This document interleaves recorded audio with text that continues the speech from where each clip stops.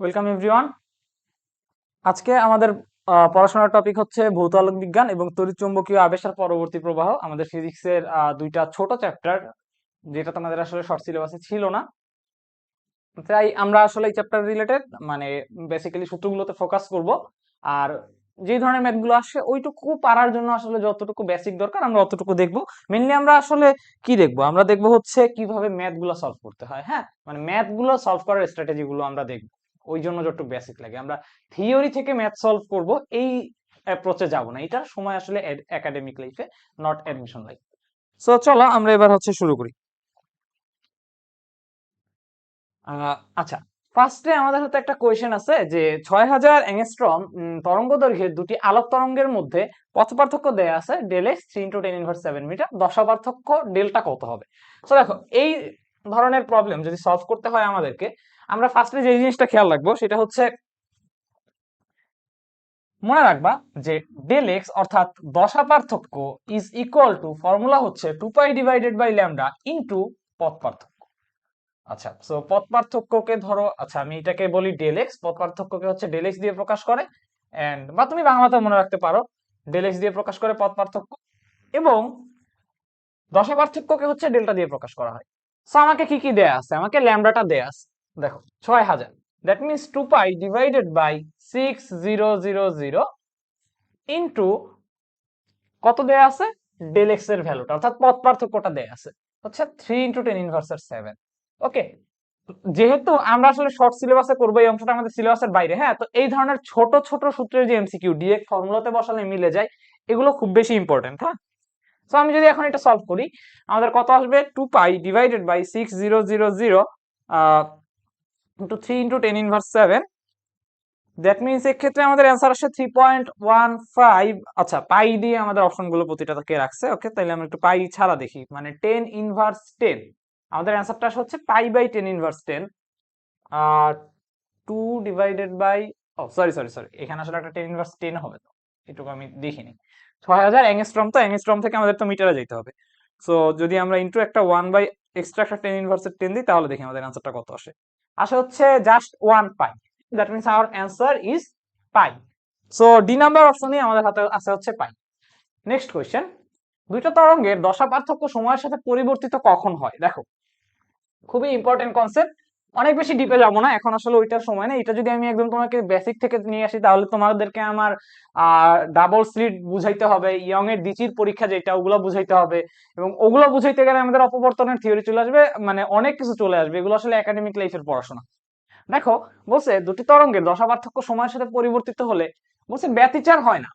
দশা পার্থক্য সময়ের সাথে পরিবর্তিত হলে ব্যতিচার হয় না, কথাটা আসলে কখনোই এরকম নয়, এটা কারেক্ট না। কারণ দশা পার্থক্য যদি থাকে, ওইখানে অ্যাকচুয়ালি ব্যতিচারের সৃষ্টি হয়। জিনিসটা কিরকম, ধরো যদি এখানে দুইটা ডাবল স্লিট থাকে, এবং আমরা যদি এরকম একটা পজিশনে, জাস্ট আমি হালকা বুঝাচ্ছি জিনিসটা, এখানে এরকম একটা পজিশনে আমি যদি পর্দাকে রাখি, হ্যাঁ, সো দুইটা আলোক উৎস থেকে যখন আলোটা আসবে, এখান থেকে একটা আলো বের হবে, এখান থেকে একটা আলো বের হবে। সো দুইটার ভিতরে যে দশা পার্থক্য থাকে, সেইখান থেকে আমরা এইরকম বিভিন্ন রকম ডোরা পাই পর্দায়। হ্যাঁ, এরকম বিভিন্ন রকমের ধরনের ডোরা আমরা পর্দাতে পাবো। ওকে, সো জিনিসগুলো আসলে কিরকম কাজ করে, যাদের একদমই বেসিক নেই আমি বলে দিচ্ছি। দুইটা ভিন্ন উৎস থেকে, এটাই বলা হচ্ছে ইয়ং এর ডাবল স্লিট এক্সপেরিমেন্ট। অর্থাৎ দুইটা উৎস থেকে যখন আলোটা বের হয়ে আমার এইদিকে আসবে, তখন আমরা আমরা পর্দায় একটা কেন্দ্রীয় উজ্জ্বল পাবো। সো আমাদের কেসে আমি ধরে নিচ্ছি এটা আমাদের কেন্দ্রীয় উজ্জ্বল। আচ্ছা, আমি এই ক্ষেত্রে আসলে ধরো এইভাবে একটু আঁকি, ধরে নিচ্ছি এটা আমার কেন্দ্রীয় উজ্জ্বল। ওকে, কেন্দ্রীয় উজ্জ্বল। সো দেখো, এটা যদি কেন্দ্রীয় উজ্জ্বল হয়, মনে রাখবা আহ বাকি যেই সকল জায়গা, আচ্ছা যেহেতু কেন্দ্রীয় উজ্জ্বল আমরা দেখাচ্ছি, আমি একটু এটাকে সাদা কালার করে দিই, সাদা কালার করে দিই। এটা ধরো আমাদের কেন্দ্রীয় উজ্জ্বল। হ্যাঁ, মানে জিনিসটা আসলে কিরকম, আলোগুলোর ভিতরে এমন ভাবে ওভারল্যাপিং হয়। হ্যাঁ, দেখা যায় পর্দায় দেখাইলে এই জিনিসটা খুব সুন্দর ভাবে দেখা যায়, যারা আসলে পড়ি নাই। ধরো তুমি যদি এইভাবে আলোকে পর্দায় ফেলো, হ্যাঁ, আমাদের পর্দায় খুব সুন্দর একটা সজ্জা সৃষ্টি হয়। সজ্জাটা কিরকম, একটা দেখা যায় হচ্ছে গিয়ে মানে উজ্জ্বল, মানে একটা অংশ হয় উজ্জ্বল, আরেকটা অংশতে কোনো আলোর উপস্থিতি থাকে না। আবার দেখা যায় হচ্ছে আমার আরেকটা অংশ হয়ে যায় উজ্জ্বল, মানে এখানে হচ্ছে আলো আলো থাকে সম্পূর্ণটা। আবার আরেকটা অংশ দেখা যায় হচ্ছে গিয়ে হবে অন্ধকার। ঠিক সেম ভাবে একটা অন্ধকার থাকে এবং আরেকটা উজ্জ্বল, একটা অন্ধকার একটা উজ্জ্বল, এই ধরনের একটা ব্যতিচারের সজ্জার সৃষ্টি হয়। তো এই ইয়েগুলোকে, মানে এই যে দেখো, খেয়াল করি এই যে অংশগুলোকে, এগুলোকে বলা হয় হচ্ছে ডোরা। ডোরা আর এবং এদের দৈর্ঘ্যকে বলা হয় হচ্ছে ডোরার প্রস্থ। এই প্রতিটা অংশকে বলা হচ্ছে ডোরা। সো যেগুলোতে আলোর উপস্থিতি থাকে ওগুলোকে বলা হচ্ছে উজ্জ্বল ডোরা, যেগুলোতে আলোর উপস্থিতি থাকে না ওগুলোকে বলা হচ্ছে অনুজ্জ্বল ডোরা। সো এখন দেখো প্রশ্নে বলছে যে দুটি তরঙ্গের দশা পার্থক্য সময়ের সাথে পরিবর্তিত হলে, দেখো আমরা সামনে যখন ম্যাথ করবো আমরা প্রতিটা মানে ডোরা দশা পার্থক্য বা ডোরা ব্যবধান এই ধরনের এই সূত্রগুলো দেখবো। সো একটা জিনিস দেখো, জাস্ট একটু ভিজুয়ালাইজ করার ট্রাই করি। এই দুইটা জায়গার আমার যে আলোক উৎস থেকে আলো দুইটা আসবে, তাদের যদি দশা পার্থক্যটাকে আমি চেঞ্জ করে ফেলি, দশা পার্থক্যটাকে আমি চেঞ্জ করে ফেলি, খেয়াল করো জাস্ট একটু ফিল করলে জিনিসটা বোঝা যায়। আমি আবারও বলতেছি, এখন আসলে অত ডিপে যাওয়ার টাইম না, যদি একটু ফিল করতে পারো ব্যাপারটা হচ্ছে কি হবে জানো, তাদের যে কেন্দ্রীয় উজ্জ্বলটা, আমার এইখান থেকে যে দুইটা আলোক উৎসের আলো আসতেছে, দশা পার্থক্য চেঞ্জ হইলে কেন্দ্রীয় উজ্জ্বলটার পজিশনটা চেঞ্জ হয়ে যাবে। মানে ধরো যে এখানে না হয়ে কেন্দ্রীয় উজ্জ্বলটা আরেকটা পজিশনে হবে। অ্যাজ এ রেজাল্ট আমার যে ডোরাগুলোর যে অবস্থান, ডোরাগুলোর অবস্থান অ্যাকচুয়ালি চেঞ্জ হবে। সামনে আমরা দেখবো যে ডোরার প্রস্থ বা এই ধরনের ফর্মুলাগুলোতে আমাদের দশা পার্থক্যের অ্যাকচুয়ালি কোনো প্রকার প্রভাব থাকে না। তো এই ক্ষেত্রে আমাদের অ্যান্সারটা কি, গঠিত ডোরার অবস্থান সময়ের সাথে সাথে পরিবর্তিত হয়। তো চলো আমরা নেক্সট স্লাইডটাতে যাই। আচ্ছা, এখানে বলা হয়েছে যে একটা তরঙ্গ মুখের দুটি বিন্দুর মধ্যে ফেজ বা দশা পার্থক্য কত। দেখো এটাও আমি একদম ত্রিকোণমিতির ফেজ থেকে আসবো না, আমি তোমাদেরকে জিনিসটাকে একটু ভিজুয়ালাইজ করাবো যে অ্যাকচুয়ালি এটা বলতে কি বোঝায়। দেখো ধরো আমি যদি বলি এটা আমার একটা বৃত্ত, হ্যাঁ, মানে বৃত্ত বলতে কি, দেখো তরঙ্গের সঞ্চালনটা অ্যাকচুয়ালি কিভাবে হয়, তরঙ্গের সঞ্চালনটা অ্যাকচুয়ালি কিভাবে হয়। মনে করো আমার খুবই ক্ষুদ্র এই একটা তরঙ্গ মাত্র সৃষ্টি হয়েছে, খুবই ক্ষুদ্র একটা তরঙ্গ এখানে মাত্র সৃষ্টি হয়েছে। ওকে, মানে একটা তরঙ্গ এইভাবে সঞ্চালিত হচ্ছে। হ্যাঁ, যেমন ধরো যে আমরা দেখি না যে একটা পানিতে যখন আমরা ঢিল ছুঁড়ি, কণাগুলো কি করে লাফাইতে লাফাইতে সামনের দিকে আগায়, তাই না? তো জিনিসটা আসলে কিভাবে কাজ করে খেয়াল করো। ধরো একটা ক্ষুদ্র একটা কম্পনের সৃষ্টি হয়েছে, এখন চিন্তা করো এই প্রতিটা মানে কণার উপরে, ধরো আমরা যদি উপরের লেয়ারটা চিন্তা করি, এখানে অসংখ্য কণা আছে। হ্যাঁ, তো তরঙ্গ অ্যাকচুয়ালি কি করে, তরঙ্গে আমরা জানি মানে তরঙ্গ যে চলাচল হয় এখানে আসলে কি হয়, শক্তির সঞ্চালন হয়। সো অ্যাকচুয়ালি কি হবে, এখন দেখো প্রতিটা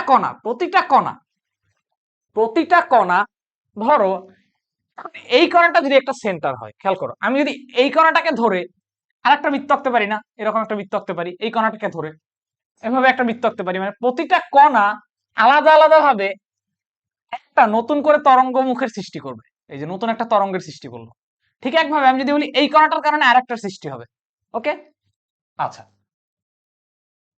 সরি, ঠিক সেম ভাবে যেটা বলতেছি যে এই কণাটার কারণে আরেকটার সৃষ্টি হবে, ঠিক সেম ভাবে আমি যদি বলি এই কণাটার কারণে আরেকটা তরঙ্গমুখের সৃষ্টি হবে। আচ্ছা, ঠিক সেম ভাবে এই কণাটার কারণে আরেকটা তরঙ্গমুখের সৃষ্টি হবে, ঠিক সেম ভাবে এইটার কারণে আরেকটা তরঙ্গমুখের সৃষ্টি হবে। ওকে, আমি আসলে যে জিনিসটা বলতে চাচ্ছি এটা আসলে এইভাবে আঁকাটা খুবই টাফ। অর্থাৎ আমি যেটা বলতে চাচ্ছি যে এইভাবে আমি যদি প্রতিটাকে ধরে এইভাবে আমি যদি তোমার একটা একটা করে ধরো যে কানেক্ট করি, অর্থাৎ প্রতিটা থেকে দেখো প্রত্যেকটা কণা থেকে নতুন করে একটা তরঙ্গ সৃষ্টি হচ্ছে। অর্থাৎ আমি যদি বলি প্রথম এই অংশটা, এই যে এইটা কি, মানে এইখানে যে কণাটা ছিল সে আরেক তরঙ্গের সঞ্চালন করলো, এখানে যে কণাটা ছিল সে আরেকটা তরঙ্গের সঞ্চালন করলো। তো এইভাবে খেয়াল করো, যদি এইভাবে এইভাবে আগাইতে থাকে আমার তরঙ্গমুখী, এক্ষেত্রে আমরা কাকে বলবো, প্রত্যেকটা কণা থেকে নতুন তরঙ্গের সৃষ্টি হয়েছে, তরঙ্গমুখ বলা হয়। এই যে দেখো প্রতিটা ইসের যে ছেদবিন্দু, মানে প্রত্যেকটা কণার যে আমার কম্পোনেন্ট সৃষ্টি হয়েছে, প্রতিটার যে ছেদবিন্দু, প্রতিটার যে ছেদবিন্দু, এই যে ছেদবিন্দু, এই যে ছেদবিন্দু, এই যে ছেদবিন্দু, ঠিক সেম ভাবে মনে করো আমি যদি বলি এই আর একটা তরঙ্গর, এই আর একটা, দেন হচ্ছে মনে করো এই আর একটা, মানে প্রতিটা কণাকে ধরে ধরে আমি একটা বৃত্তচাপ আঁকতেছি। সো এই যে প্রত্যেকটা কণার জন্য যে ছেদবিন্দু গুলা, আমার টার্গেট হচ্ছে এবার এগুলোকে কানেক্ট করে দিব, এগুলোকে আমি এবার হচ্ছে কানেক্ট করে দিব। খেয়াল করো, তো আমি একটা ডিফারেন্ট কালার দিয়ে কানেক্ট করি, এগুলোকে আমি এবার কানেক্ট করে দিব, এই যে কানেক্ট করে দিলাম, কানেক্ট করে দিলাম। সো এই যে প্রত্যেকটা কণা দেখো এরা হবে আমার নতুন তরঙ্গ মুখ। ওকে, এরা হবে আমার নতুন তরঙ্গ মুখ।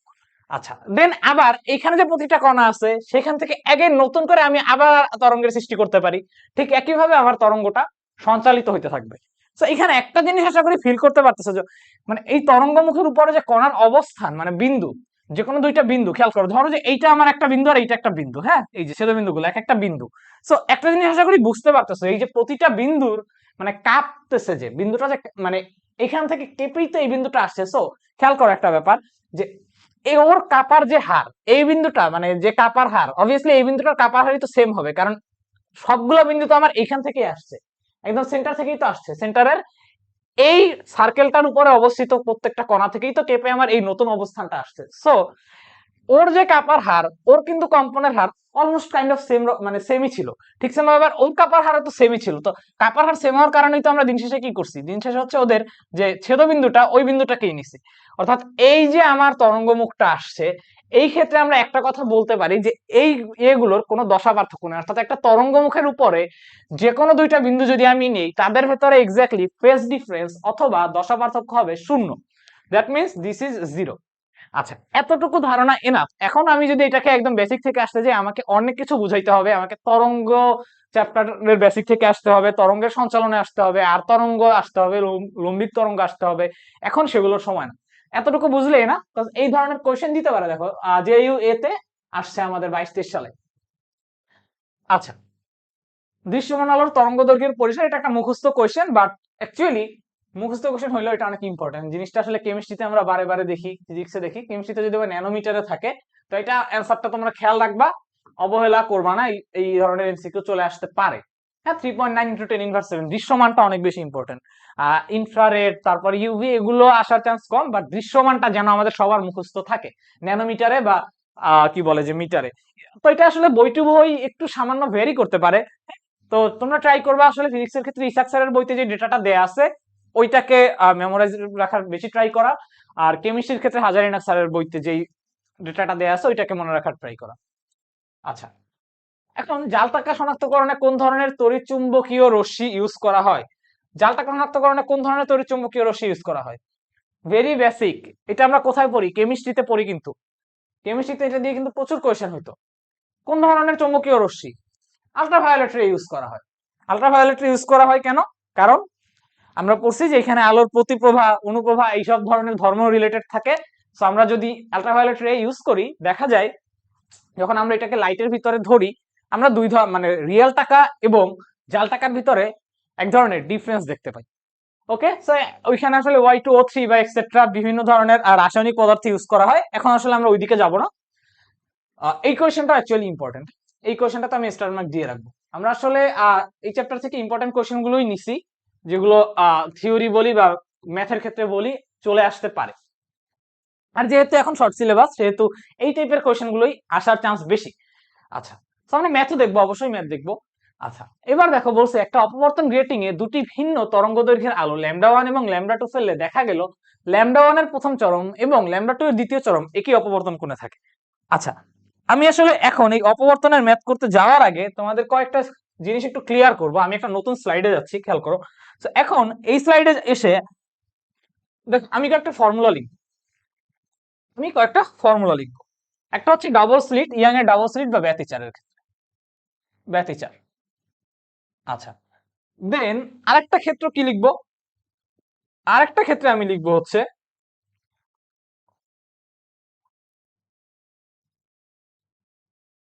একক চিরের অপবর্তন। একক চিরের অপবর্তন, একক চির অপবর্তন। দেন আরেকটা ক্ষেত্র কি হবে আমি বলবো, প্রতিটার বেসিক ধারণা আমি তোমাদেরকে দিব, সো টেনশনের কোনো কারণ নাই। আচ্ছা, লাস্ট ওয়ান হবে হচ্ছে আমাদের গ্রেটিং অপবর্তন। গ্রেটিং অপবর্তন, এই চ্যাপ্টারে আমাদের মেইনলি এই তিনটা টপিকই আছে। গ্রেটিং অপবর্তন, গ্রেটিং অপবর্তন। আচ্ছা, সো এখন দেখো এই ফর্মুলাগুলো এই চ্যাপ্টারগুলোতে কিভাবে আমরা ইউজ করব। খেয়াল করো, আমি অলরেডি তোমাদেরকে ডোরার বিষয়টা দেখাইছি। ডোরাগুলো কি রকম থাকে? ওই যে একটা একটা লাল মানে উজ্জ্বল পট্টি থাকে, একটা হচ্ছে অনুজ্জ্বল পট্টি থাকে, একটা উজ্জ্বল পট্টি থাকে, একটা হচ্ছে অনুজ্জ্বল পট্টি থাকে। আচ্ছা, এখন জিনিসটা আসলে কাজ করে কেমনে দেখো। ব্যতিচারের ক্ষেত্রে তোমরা সবসময় যে জিনিসটা মনে রাখবা যে আমার যে মানে পর্দার উপরে আলোটা পড়তেছে, হ্যাঁ, একটা উজ্জ্বল হচ্ছে, একটা অনুজ্জ্বল হচ্ছে। আলো মানে একটা জায়গাতে উজ্জ্বল উজ্জ্বল পট্টি উৎপন্ন হওয়ার শর্ত কি? উজ্জ্বল পট্টি উৎপন্ন হওয়ার শর্ত কি? উজ্জ্বল। আচ্ছা, এ হচ্ছে আমাদের অনুজ্জ্বল। খেয়াল করো সবাই একটু ভালো মতন জিনিসটা খেয়াল করবা, কারণ এই জিনিসটা এই টপিকটার আসলে বইতেও প্রচুর ভুল থাকে। সূত্রটা একটু ভালো মতন খেয়াল করবো আমি কিভাবে লিখতেছি। মনে রাখবা যে ব্যতিচারের ক্ষেত্রে উজ্জ্বল পাওয়ার শর্ত হচ্ছে এক্স ইজ ইকুয়াল টু, শুনো, পর্দায় উজ্জ্বল আলো পাওয়ার কন্ডিশনটা হচ্ছে আমি যদি ল্যামডা বাই 2 এর জোড় গুণিতক পাই, অর্থাৎ জোড় গুণিতক পাওয়ার অর্থ হচ্ছে এইটা কি ধনাত্মক ব্যতিচার নাকি ধ্বংসাত্মক ব্যতিচার বুঝায়। আশা করি যতটুকু বুঝি দুইটা ডিফারেন্ট আলো আসতেছে আমার পর্দার উপরে, দুইটা ডিফারেন্ট টাইপের আলো আসতেছে। হ্যাঁ, তাদের ভিতরে কি আছে, দশা পার্থক্য আছে।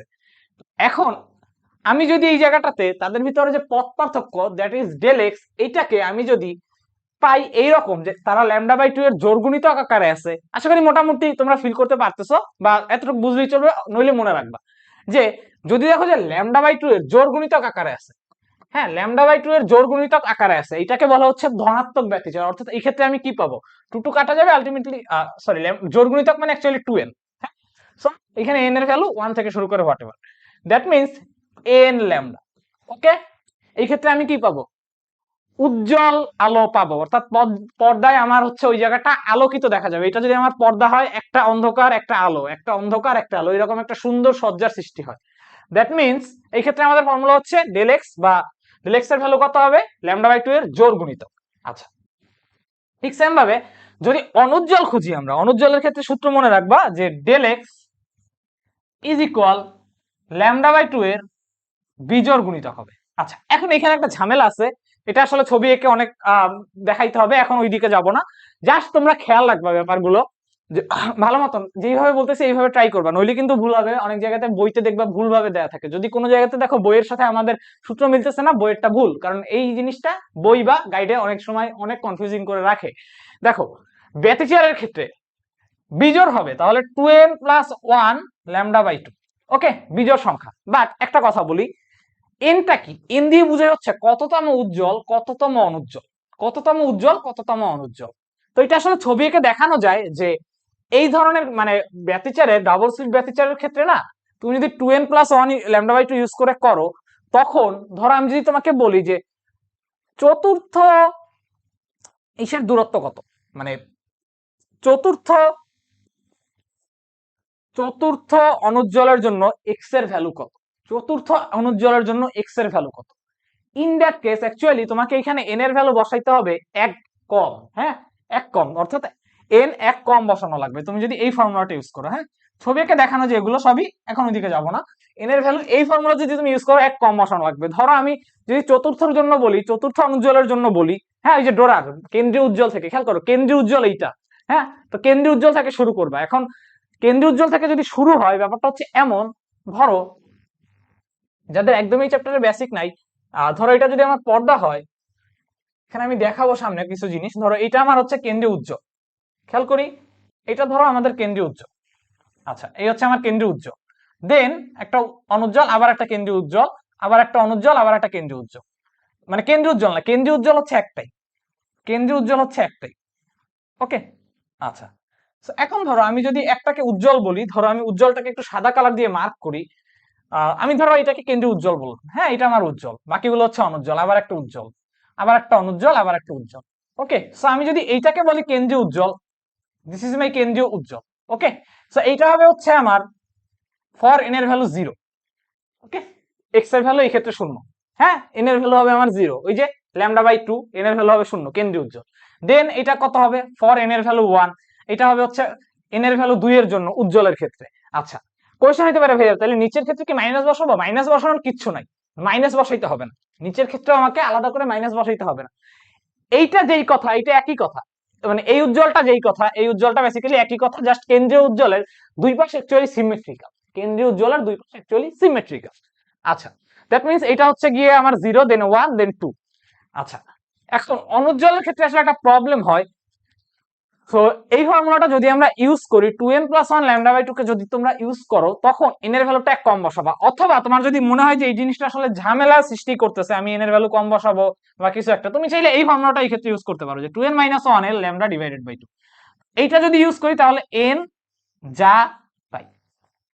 ওকে, এটা ইউজ করলে যা তাই। যেমন ধরো আমরা যদি 4 নেই, তাহলে আমাদের কি নিতে বলছিলাম, আমি 3 নিতে বলছিলাম, এক কম। হ্যাঁ, n হবে এক কম, তাহলে 3 নিলে কত হয়, 3 দুগুণে 6, একে 7। ধরো তুমি এখানে হইলে n যা তাই বসাবো, অর্থাৎ 4 দুগুণে 8 মাইনাস 1 মানে কি 7। দেখো একই কিন্তু কথা। আচ্ছা, সো এইভাবে হচ্ছে আমরা আর এক্সটা কি আমাদের পরের যে ছবিটাতে যদি যাই, এক্স হচ্ছে বেসিক্যালি এই ডিসটেন্সটুকু হচ্ছে আমার x, this distance is my x. Okay, next question না। এখন দেখো একক চিরের ক্ষেত্রে যদি আমি আসি, একক চিরের ক্ষেত্রে আমাদের সূত্রটা একটু রিভার্স হয়ে যাবে। একক চিরের ক্ষেত্রে গেলে আমাদের ফর্মুলাটা একটু রিভার্স হয়ে যাবে। এই ক্ষেত্রে সূত্রটা হবে হচ্ছে del x is equal to, উজ্জ্বলের ক্ষেত্রে খেয়াল করো, উজ্জ্বলের ক্ষেত্রে এই ক্ষেত্রে ফর্মুলাটা হবে হচ্ছে 2n প্লাস 1 ল্যামডা বাই 2। উজ্জ্বলের ক্ষেত্রে ফর্মুলাটা হবে হচ্ছে 2n প্লাস এর 1 lambda by 2। This is my del x. আচ্ছা, ওকে, ঠিক সেম ভাবে অনুজ্জ্বলের ক্ষেত্রে ফর্মুলাটা কি? অনুজ্জ্বলের ক্ষেত্রে ফর্মুলাটা হবে হচ্ছে del x is equal to N lambda. Okay, আচ্ছা, এখন এইটা কি কারণে হয় ওগুলো দেখাইতে গেলে অনেক পড়াশোনা আসলে করতে হবে আমাদের থিওরি থেকে, আমাদের হাতে এতটা টাইম নাই। জাস্ট খেয়াল রাখো, এটা মনে রাখবা, এই ক্ষেত্রে তুমি আসলে কি করবা, এন যা আছে তাই বসাবা, এন যা তাই বসাবা। হ্যাঁ, এখানে আবার এন এরটা উল্টাপাল্টা করতে যাও না, এন যা আছে এই ক্ষেত্রে তাই বসাবে, এখানে আবার মাইনাসের ফর্মুলা ইউজ করতে যাবা না। ওকে, আচ্ছা, ওকে, আমি জাস্ট একটু ধারণা দিই একক চিরের অপবর্তন জিনিসটা আসলে কি রকম। What is অপবর্তন? অপবর্তনের বিষয়টা হচ্ছে এমন কাইন্ড অফ, এই ক্ষেত্রেও তোমার পর্দায় পট্টির সৃষ্টি হবে, এবং আগেরটাতে দ্বি চিরের পরীক্ষা আমরা ওইখানে দুইটা চির রাখছিলাম, মনে আছে কিনা? ওই যে দুইটা আলোক উৎস থেকে আলো আসছিল, দুইটা চির ছিল, কিন্তু দুইটা স্লিট ছিল, পিছনের স্লাইডে দেখবা। কিন্তু এই ক্ষেত্রে আসলে যে ব্যাপারটা হবে, আমরা একটাই চির রাখি। হ্যাঁ, তো এইখানে আসলে যে ঘটনাটা ঘটে একক চিরের অপবর্তনে, একটাকে উজ্জ্বল হবে, দেন ধরো আর একটা উজ্জ্বল হবে, হ্যাঁ, একটা উজ্জ্বল একটা অনুজ্জ্বল এরকম থাকবে। কিন্তু এই ক্ষেত্রে যে মানে বৈশিষ্ট্যটা কি রকম, আগের বার আমরা যদি খেয়াল করি প্রতিটা ডোরার প্রস্থ বলি, মানে উজ্জ্বল বলি অনুজ্জ্বল বলি, প্রস্থ তীব্রতা এগুলো সবকিছু সেম থাকে। হ্যাঁ, বাট এই ক্ষেত্রে না কেন্দ্রীয়টা থাকে অনেক বেশি লাইট, পরেরটা একটু লাইটটা কমে, পরেরটার লাইট আরো কমে। সো এইভাবে আসলে উজ্জ্বলতা হ্রাস পাইতে থাকে, কেন্দ্রীয় আলোটার মানে এইটার তীব্রতাটা থাকে ম্যাক্সিমাম। ওকে, এইটুকু হচ্ছে আমার অপবর্তনের বেসিক কথাবার্তা। আচ্ছা, এই হচ্ছে আমার একক চিরের ক্ষেত্রে গেল। আর জাস্ট একটা ব্যাপার খেয়াল রাখবা, একক চিরের ক্ষেত্রে যদি কেন্দ্রীয় উজ্জ্বলে যাই, এখানে জাস্ট একটু ডিফারেন্ট আছে। কেন্দ্রীয় উজ্জ্বলে যদি যাই, কেন্দ্রীয় উজ্জ্বলে যদি যাই, কেন্দ্রীয় উজ্জ্বলের ক্ষেত্রে ফর্মুলাটা হচ্ছে del x is equal to A sine theta is equal to 0। Okay, just এতটুকু একটু খেয়াল রাখবা, del x equal to A sine theta equal to 0। আচ্ছা, প্রতিটা ফর্মুলাতে অ্যাকচুয়ালি এ সাইন থিটা আছে, এ সাইন থিটা আছে, এবং এখানেও আমার এ সাইন থিটা আছে। থিটাটা কি? থিটাটা হচ্ছে এই যে এই থিটা, এইটা, এই যে থিটা, এই অ্যাঙ্গেলটুকু হচ্ছে থিটা। ওকে, সো সিমেট্রিক্যালি আমার যদি কোনোদিন বলে যে কৌণিক বিস্তার কত এন ইকুয়াল টু অমুকের জন্য, আমাদের একটা থিটাকে বের করে ওইটা দিয়ে গুণ করা লাগে, কারণ বিষয়টা আসলে কিন্তু দুই দিকেই থাকে, দুইটা সাইড কিন্তু সিমেট্রিক্যাল। আচ্ছা, এখন দেখো আমরা এইটুকু বুঝলাম, এরপরে আমরা দেখব যদি ডাবল স্লিট কখনো বলে তাইলে আমাদের বিষয়টা কেমন আসবে। দেখো, ডাবল স্লিটে গেলে আমার ফর্মুলা আগের মতো, অর্থাৎ প্রথমটার মতন ফর্মুলা, অর্থাৎ এই ক্ষেত্রে del x is equal to হবে A sine theta, A sine theta is equal to হচ্ছে এন ল্যামডা। আচ্ছা, এখানে আসলে এ না দিয়ে ডি দিয়ে লেখা হয়, আমরা দেখবো সামনে। এ দিয়ে তুমি মনে রাখতে পারো, আমি সবসময় এ দিয়ে মনে রাখছি আর কি, তুমি ডি এ মনে রাখতে পারো, এটা তোমার ইচ্ছা। ওকে, আর দ্বিতীয় ক্ষেত্রে ফর্মুলাটা কি হবে? দ্বিতীয় ক্ষেত্রে ফর্মুলাটা হবে হচ্ছে del x equal to d sine theta, d sine theta. আচ্ছা, আমি এটাকে আর নাই বলি, এটাকে লেখারই দরকার নাই, আমি জাস্ট একটা কথা বলি, দিস ইজ সেম, তাইলে তোমার জন্য মনে রাখা সহজ হবে। Same, this is fully same, same as ব্যতিচার। ওকে, যার ঝামেলাটা কে করলো, ঝামেলাটা বাজে হচ্ছে আমাদের একক চিরের অপবর্তনের ক্ষেত্রে, এই ক্ষেত্রে জাস্ট ফর্মুলাটা একটু ডিফারেন্ট। ওকে, সো আমরা এখন চলো সামনের দিকে যাবো, আমাদের নেক্সট স্লাইড গুলোর দিকে যাব। আচ্ছা, সো বি কেয়ারফুল, কখন তোমরা এন এর ভ্যালু, তুমি যদি প্লাসের ফর্মুলা ইউজ করো এন কে এক কম বসাবা, যদি মাইনাসেরটা ইউজ করো তাহলে এন এর ভ্যালু যা আছে তাই বসাবা। আচ্ছা, তো চলো, আমরা অনেক কিছু দেখাইছি, এখন চলো দেখি একটা গ্রেটিং এ দুটি ভিন্ন তরঙ্গ দৈর্ঘ্যের আলো ল্যামডা 1 এবং ল্যামডা 2 ফেললাম, দুইটা ভিন্ন তরঙ্গ দৈর্ঘ্যের আলো ল্যামডা 1 এবং ল্যামডা 2 ফেললে দেখা গেল ল্যামডা 1 এর প্রথম চরম এবং ল্যামডা 2 এর দ্বিতীয় চরম একই অপবর্তন কোণে, আচ্ছা একই অপবর্তন কোণে আছে। দ্যাট মিন্স ল্যামডা 1 এর মান দেয়া আছে, ল্যামডা 2 এর মান কত। তাই দেখো একটা জিনিস, কিছু বলে নাই, তার মানে আমরা ধরে নেই এ সাইন থিটা, মানে আমাদের যে ফর্মুলাতে এ ছিল, আচ্ছা যারা এর পরিচয় বুঝি নাই, এ হচ্ছে স্লিটের ভিতরের ডিসটেন্স।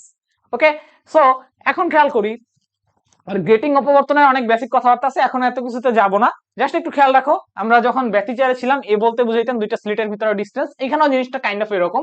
সো এখন দেখো আমি যদি ফর্মুলাটাতে আসি, এ সাইন থিটা, যাদের একটু জানার ইচ্ছা থাকবে তারা তোমরা একটু থিওরিটা বইটা নিয়ে ঘাটাঘাটি করে ফেলবো। So A sine theta equal to আমরা কি জানি, এন ল্যামডা, বা এই ক্ষেত্রে আমরা ডিও লিখতে পারি। ওকে, ডিও লিখতে পারি। আচ্ছা, এটার ক্ষেত্রে থাকে হচ্ছে অপবর্তন গ্রেটিং বা এই ধরনের কিছু টপিক আছে, এই মানে এই গ্রেটিং অপবর্তনের ক্ষেত্রে, বাট মেইন আইডিয়াটা সেম। ওকে, সো এখন দেখো S N theta equal to N lambda যদি লিখি বা ডিও লিখতে পারি, প্রশ্নে যেহেতু কিছু বলে না আমি ধরবো প্রথম ক্ষেত্রে দ্বিতীয় ক্ষেত্রে এ এর ভ্যালু আর ডি এর ভ্যালু অ্যাকচুয়ালি সেম। আচ্ছা, তাহলে আমরা যদি দেখি এই অংশটা যদি কনস্ট্যান্ট হয়, হ্যাঁ দুইটা ক্ষেত্রে সেম, থিটা সেম, তাহলে এই অংশটা কনস্ট্যান্ট। দ্যাট মিন্স আমি বলতে পারি যে n1 ল্যামডা এর 1 ইজ ইকুয়াল n2 অর্থাৎ ল্যামডা টু n, এটা আমি বলতেই পারি। এটা নিয়ে কারো আপত্তি থাকার কথা না, কারো আপত্তি যদি থাকে তাহলে সে ক্লাসে মনোযোগ দিচ্ছ না। দ্যাট মিন্স এখন আমি যদি লিখি ল্যামডা 1 এর জন্য, আচ্ছা ল্যামডা 1 কত, 6000, 6000। আচ্ছা, কি বলা আছে যে প্রথম চরম এবং ল্যামডা 2 এর দ্বিতীয় চরম। ওকে, খেয়াল করি উজ্জ্বল। আচ্ছা, আরেকটা কথা বলা হয়নি, মানে চরম বলতে কি বোঝায়, চরম বলতে বোঝায় হচ্ছে উজ্জ্বলকে। হ্যাঁ, চরম বলতে বোঝায় হচ্ছে উজ্জ্বলকে, আর অবম বলতে বোঝায় হচ্ছে অনুজ্জ্বলকে। ওকে, সো যদি উজ্জ্বল হয় আমাদের ফর্মুলা কি, এন ল্যামডা, হ্যাঁ ল্যামডা বাই 2 এর জোড় গুণিতক অর্থাৎ N lambda. That means a sine theta equal to N lambda. যদি চরম না বলে অবম বলতো, আর খেয়াল করো এটা কিন্তু গ্রেটিং, সো আমাদের ফর্মুলা কি ব্যতিচারের সেম, অর্থাৎ A sine theta equal to N lambda use করছি, নইলে কিন্তু উল্টা ফর্মুলাতে যাইতাম। সো 6000 ইনটু এন ওয়ান কত ভাইয়া, প্রথম চরম, ইকুয়াল ল্যামডা 2 এর দ্বিতীয় চরমকে, ল্যামডা 2 কত, ল্যামডা 2 হচ্ছে বের করব। আচ্ছা, দুই সাইডে অ্যাংস্ট্রমে রাখি, সমস্যা নেই। ইনটু কত, ইনটু এর ভ্যালু হচ্ছে 2, 2। দ্যাট মিন্স আমাদের ল্যামডা 2 কত আসবে, 3000 angstrom. So what is our answer, আমাদের অ্যান্সার হচ্ছে এটা, hour answer is this. So 3000 angstrom. আচ্ছা, নেক্সট কোয়েশ্চেন। দেখো তড়িৎচুম্বকীয় তরঙ্গের শূন্য মাধ্যমে বেগের ক্ষেত্রে কোনটি সঠিক, এখানে আসলে বোঝানোর কিছু নাই, পুরোটা বিশাল বড় এক্সপেরিমেন্ট করে করা হয়েছে, অথবা এটার পিছনে বিশাল বড় থিওরি আছে, যেটা আসলে আমরা তো এখন ফিজিক্সে অনার্স করতেছি না, ওইটা দেখার টাইম অ্যাকচুয়ালি এখন না। তো এখন এই ক্ষেত্রে ফর্মুলাটা তোমরা খেয়াল রাখবা যে আলোর বেগ যে আমরা বের করছি, সেই ক্ষেত্রে আলোর বেগের অ্যাকচুয়াল মেজারমেন্টটা আসলে এই ফর্মুলাটা থেকে আসে। আমরা তো জানি C equal to 3 into 10 to the power 8, ওইটা আসে হচ্ছে এই ফর্মুলাটা থেকে, যে C equal to 1 by root over mu naught epsilon naught. Mu এবং এপসাইলনের পরিচয় তোমরা অবশ্যই জানো, তোমরা চুম্বকের চ্যাপ্টারের ক্লাস দেখছো বা দেখবা, ভেদন যোগ্যতা মিন করে, আচ্ছা, এবং চুম্বক প্রবেশতা মিন করে, তোমরা এগুলো দেখার কথা। আর এটাও দেখার কথা, মিউ নট এর ভ্যালু খুব সম্ভবত 4 পাই ইনটু 10 ইনভার্স 7 হয়, আর এপসাইলনের ভ্যালু 8.854 ইনটু 10 ইনভার্স 11। তো এটাকে ভ্যালুটা বের করলে দেখবে এটা সি এর ভ্যালুর সমান হয়। হ্যাঁ, এটা পুরোটা এক্সপেরিমেন্ট করে বের করা হয়েছে। তো কিন্তু এই ফর্মুলাটা অনেক বেশি ইম্পর্টেন্ট, ঠিক আছে, এই ফর্মুলাটা পরীক্ষাতে আসে, প্রচুর পরিমাণে আসে। আচ্ছা, নেক্সট কোয়েশ্চেন। আচ্ছা, এখান থেকে আরেকটা জিনিস আসতে পারে, যে ধরো পরীক্ষাতে এইভাবে কোয়েশ্চেন দিতে পারে যে root over mu naught epsilon naught এর unit, root over mu naught epsilon naught এর ইউনিট কি বলতো, কি হবে, এমএস ইনভার্স এইটার উপরে হোল ইনভার্স হবে না? আচ্ছা, এইটাই হওয়া উচিত না? ঠিক সেম ভাবে আসতে পারে root over mu naught epsilon naught এর মাত্রা কি, তাহলে কি হবে, এটা এমএস ইনভার্স 1, তো এম মানে অ্যাকচুয়ালি কি এল, সরি মিটার, তো হ্যাঁ এম মানে হচ্ছে এল, এস মানে হচ্ছে টি, ইনভার্স 1 হোল ইনভার্স। ওকে, সো এই টাইপের কোশ্চেন এই সূত্রটা থেকে আসে, এই জন্যই ভাইয়া এই কোশ্চেনটাকে রাখছি। দেখবো আমি কিন্তু থিওরিটিক্যাল এবং ম্যাথমেটিক্যাল সব ধরনের কোশ্চেন রাখছি, অলরেডি দেখো কয় জায়গায় আসছে এটা। হ্যাঁ, সো ইম্পর্টেন্ট দেখে এই ধরনের কিছু জিনিসপাতি রাখা হয়েছে। মানে সব থিওরিতে আসলে মনে রাখা যাবে না, বা সব মুখস্থ কোশ্চেন তো পারা যাবে না, বাট যেগুলো আসলে পারা উচিত বা যেগুলো কমন, এগুলো আসার চান্স আছে। আমার তো এখন মেইন কাজটা তোমাদের ওই জিনিসগুলো ধরায় দেওয়া।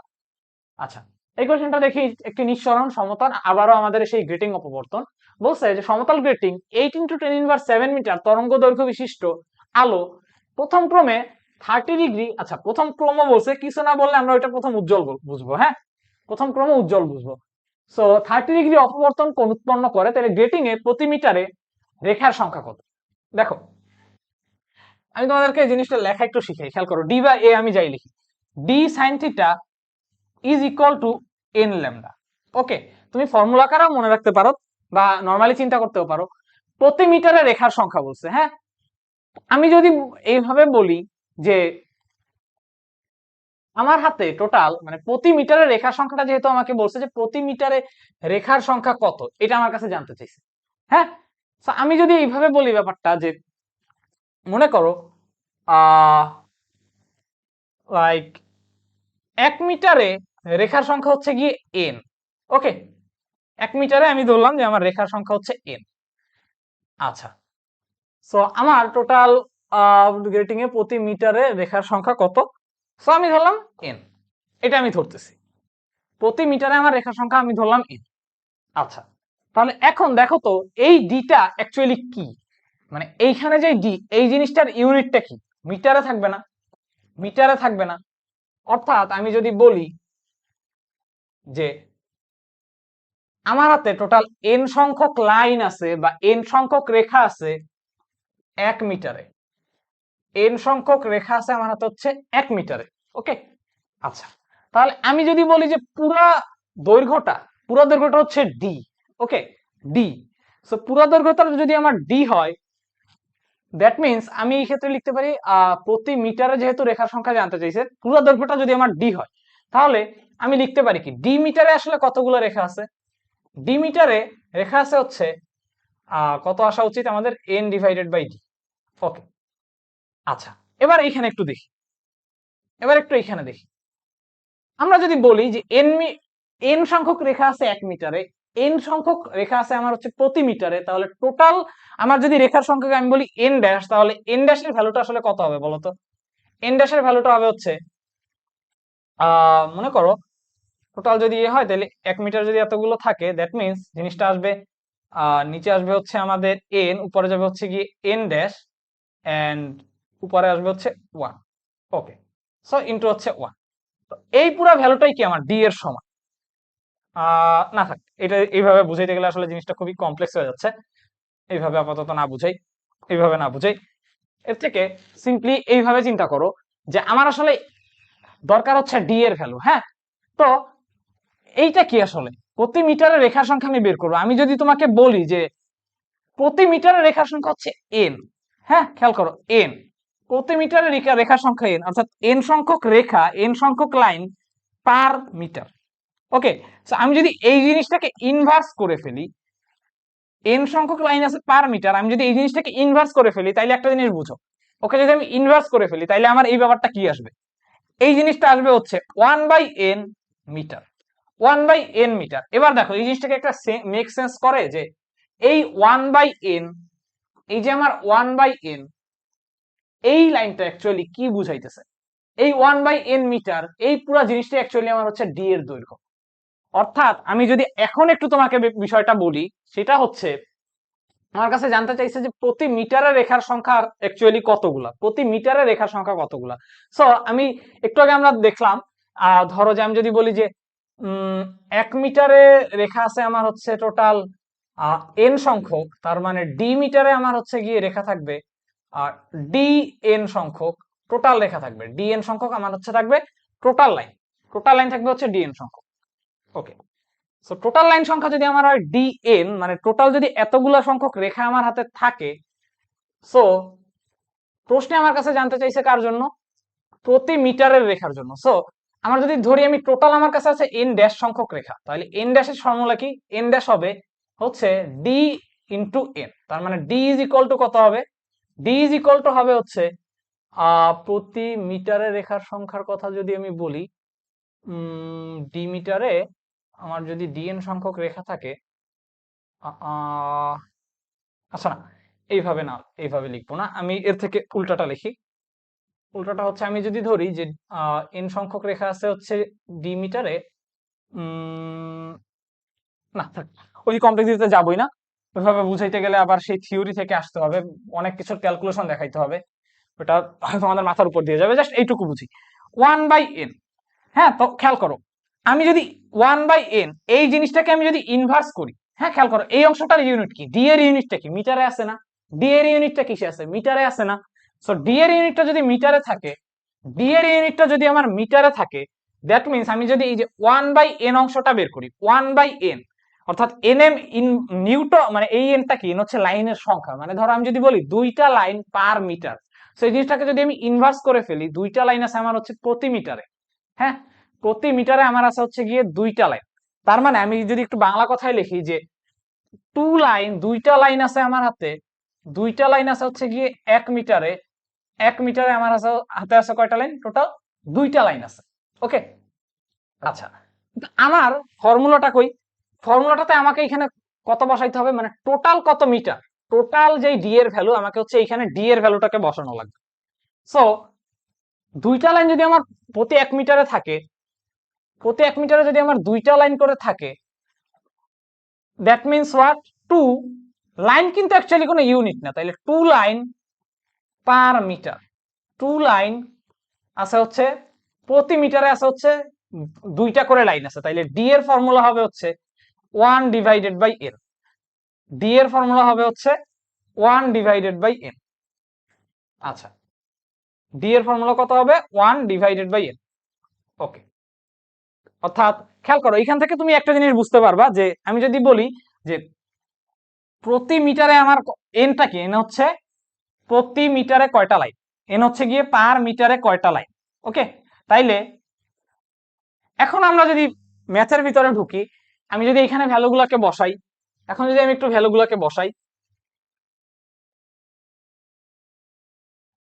সো এন, এখানে আসবে এন এবং এখানে আসবে হচ্ছে 1/n sign theta is equal, N এর ভ্যালু কত, আচ্ছা আমার কাছে আসলে ডি সাইন থিটা বসাবো, এন এর ভ্যালু কত, প্রথম ক্রম আলোর কথা, কিছু না বললে আলো বুঝবো, তার মানে আলো মানে হচ্ছে এন ল্যামডা, এন এর ভ্যালু হচ্ছে 1 ইন্টু ল্যামডা কত, ল্যামডা হচ্ছে 8 ইন্টু 10 ইনভার্সের 7।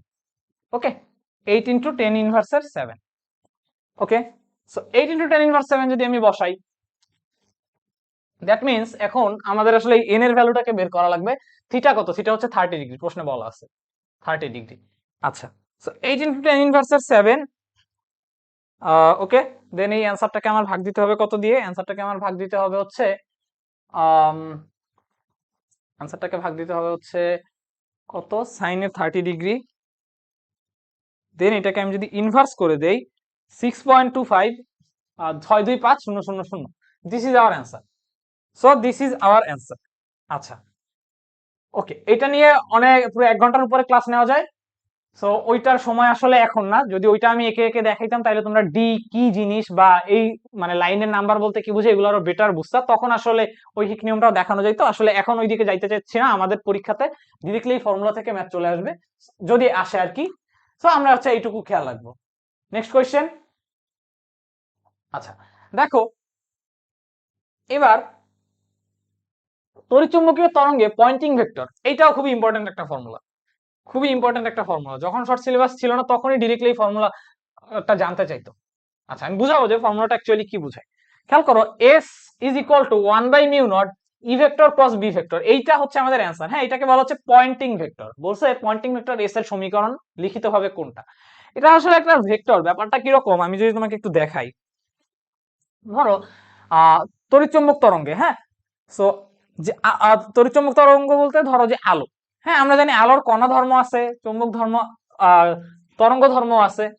সো এখন E vector cross B vector যদি আমি বলি, সো ই হচ্ছে গিয়ে ধরো আলোর যে কি বলে যে একটা তড়িৎ ক্ষেত্র, হ্যাঁ, ই হচ্ছে গিয়ে তড়িৎ ক্ষেত্র এন্ড বি হচ্ছে গিয়ে তার চৌম্বক ক্ষেত্র।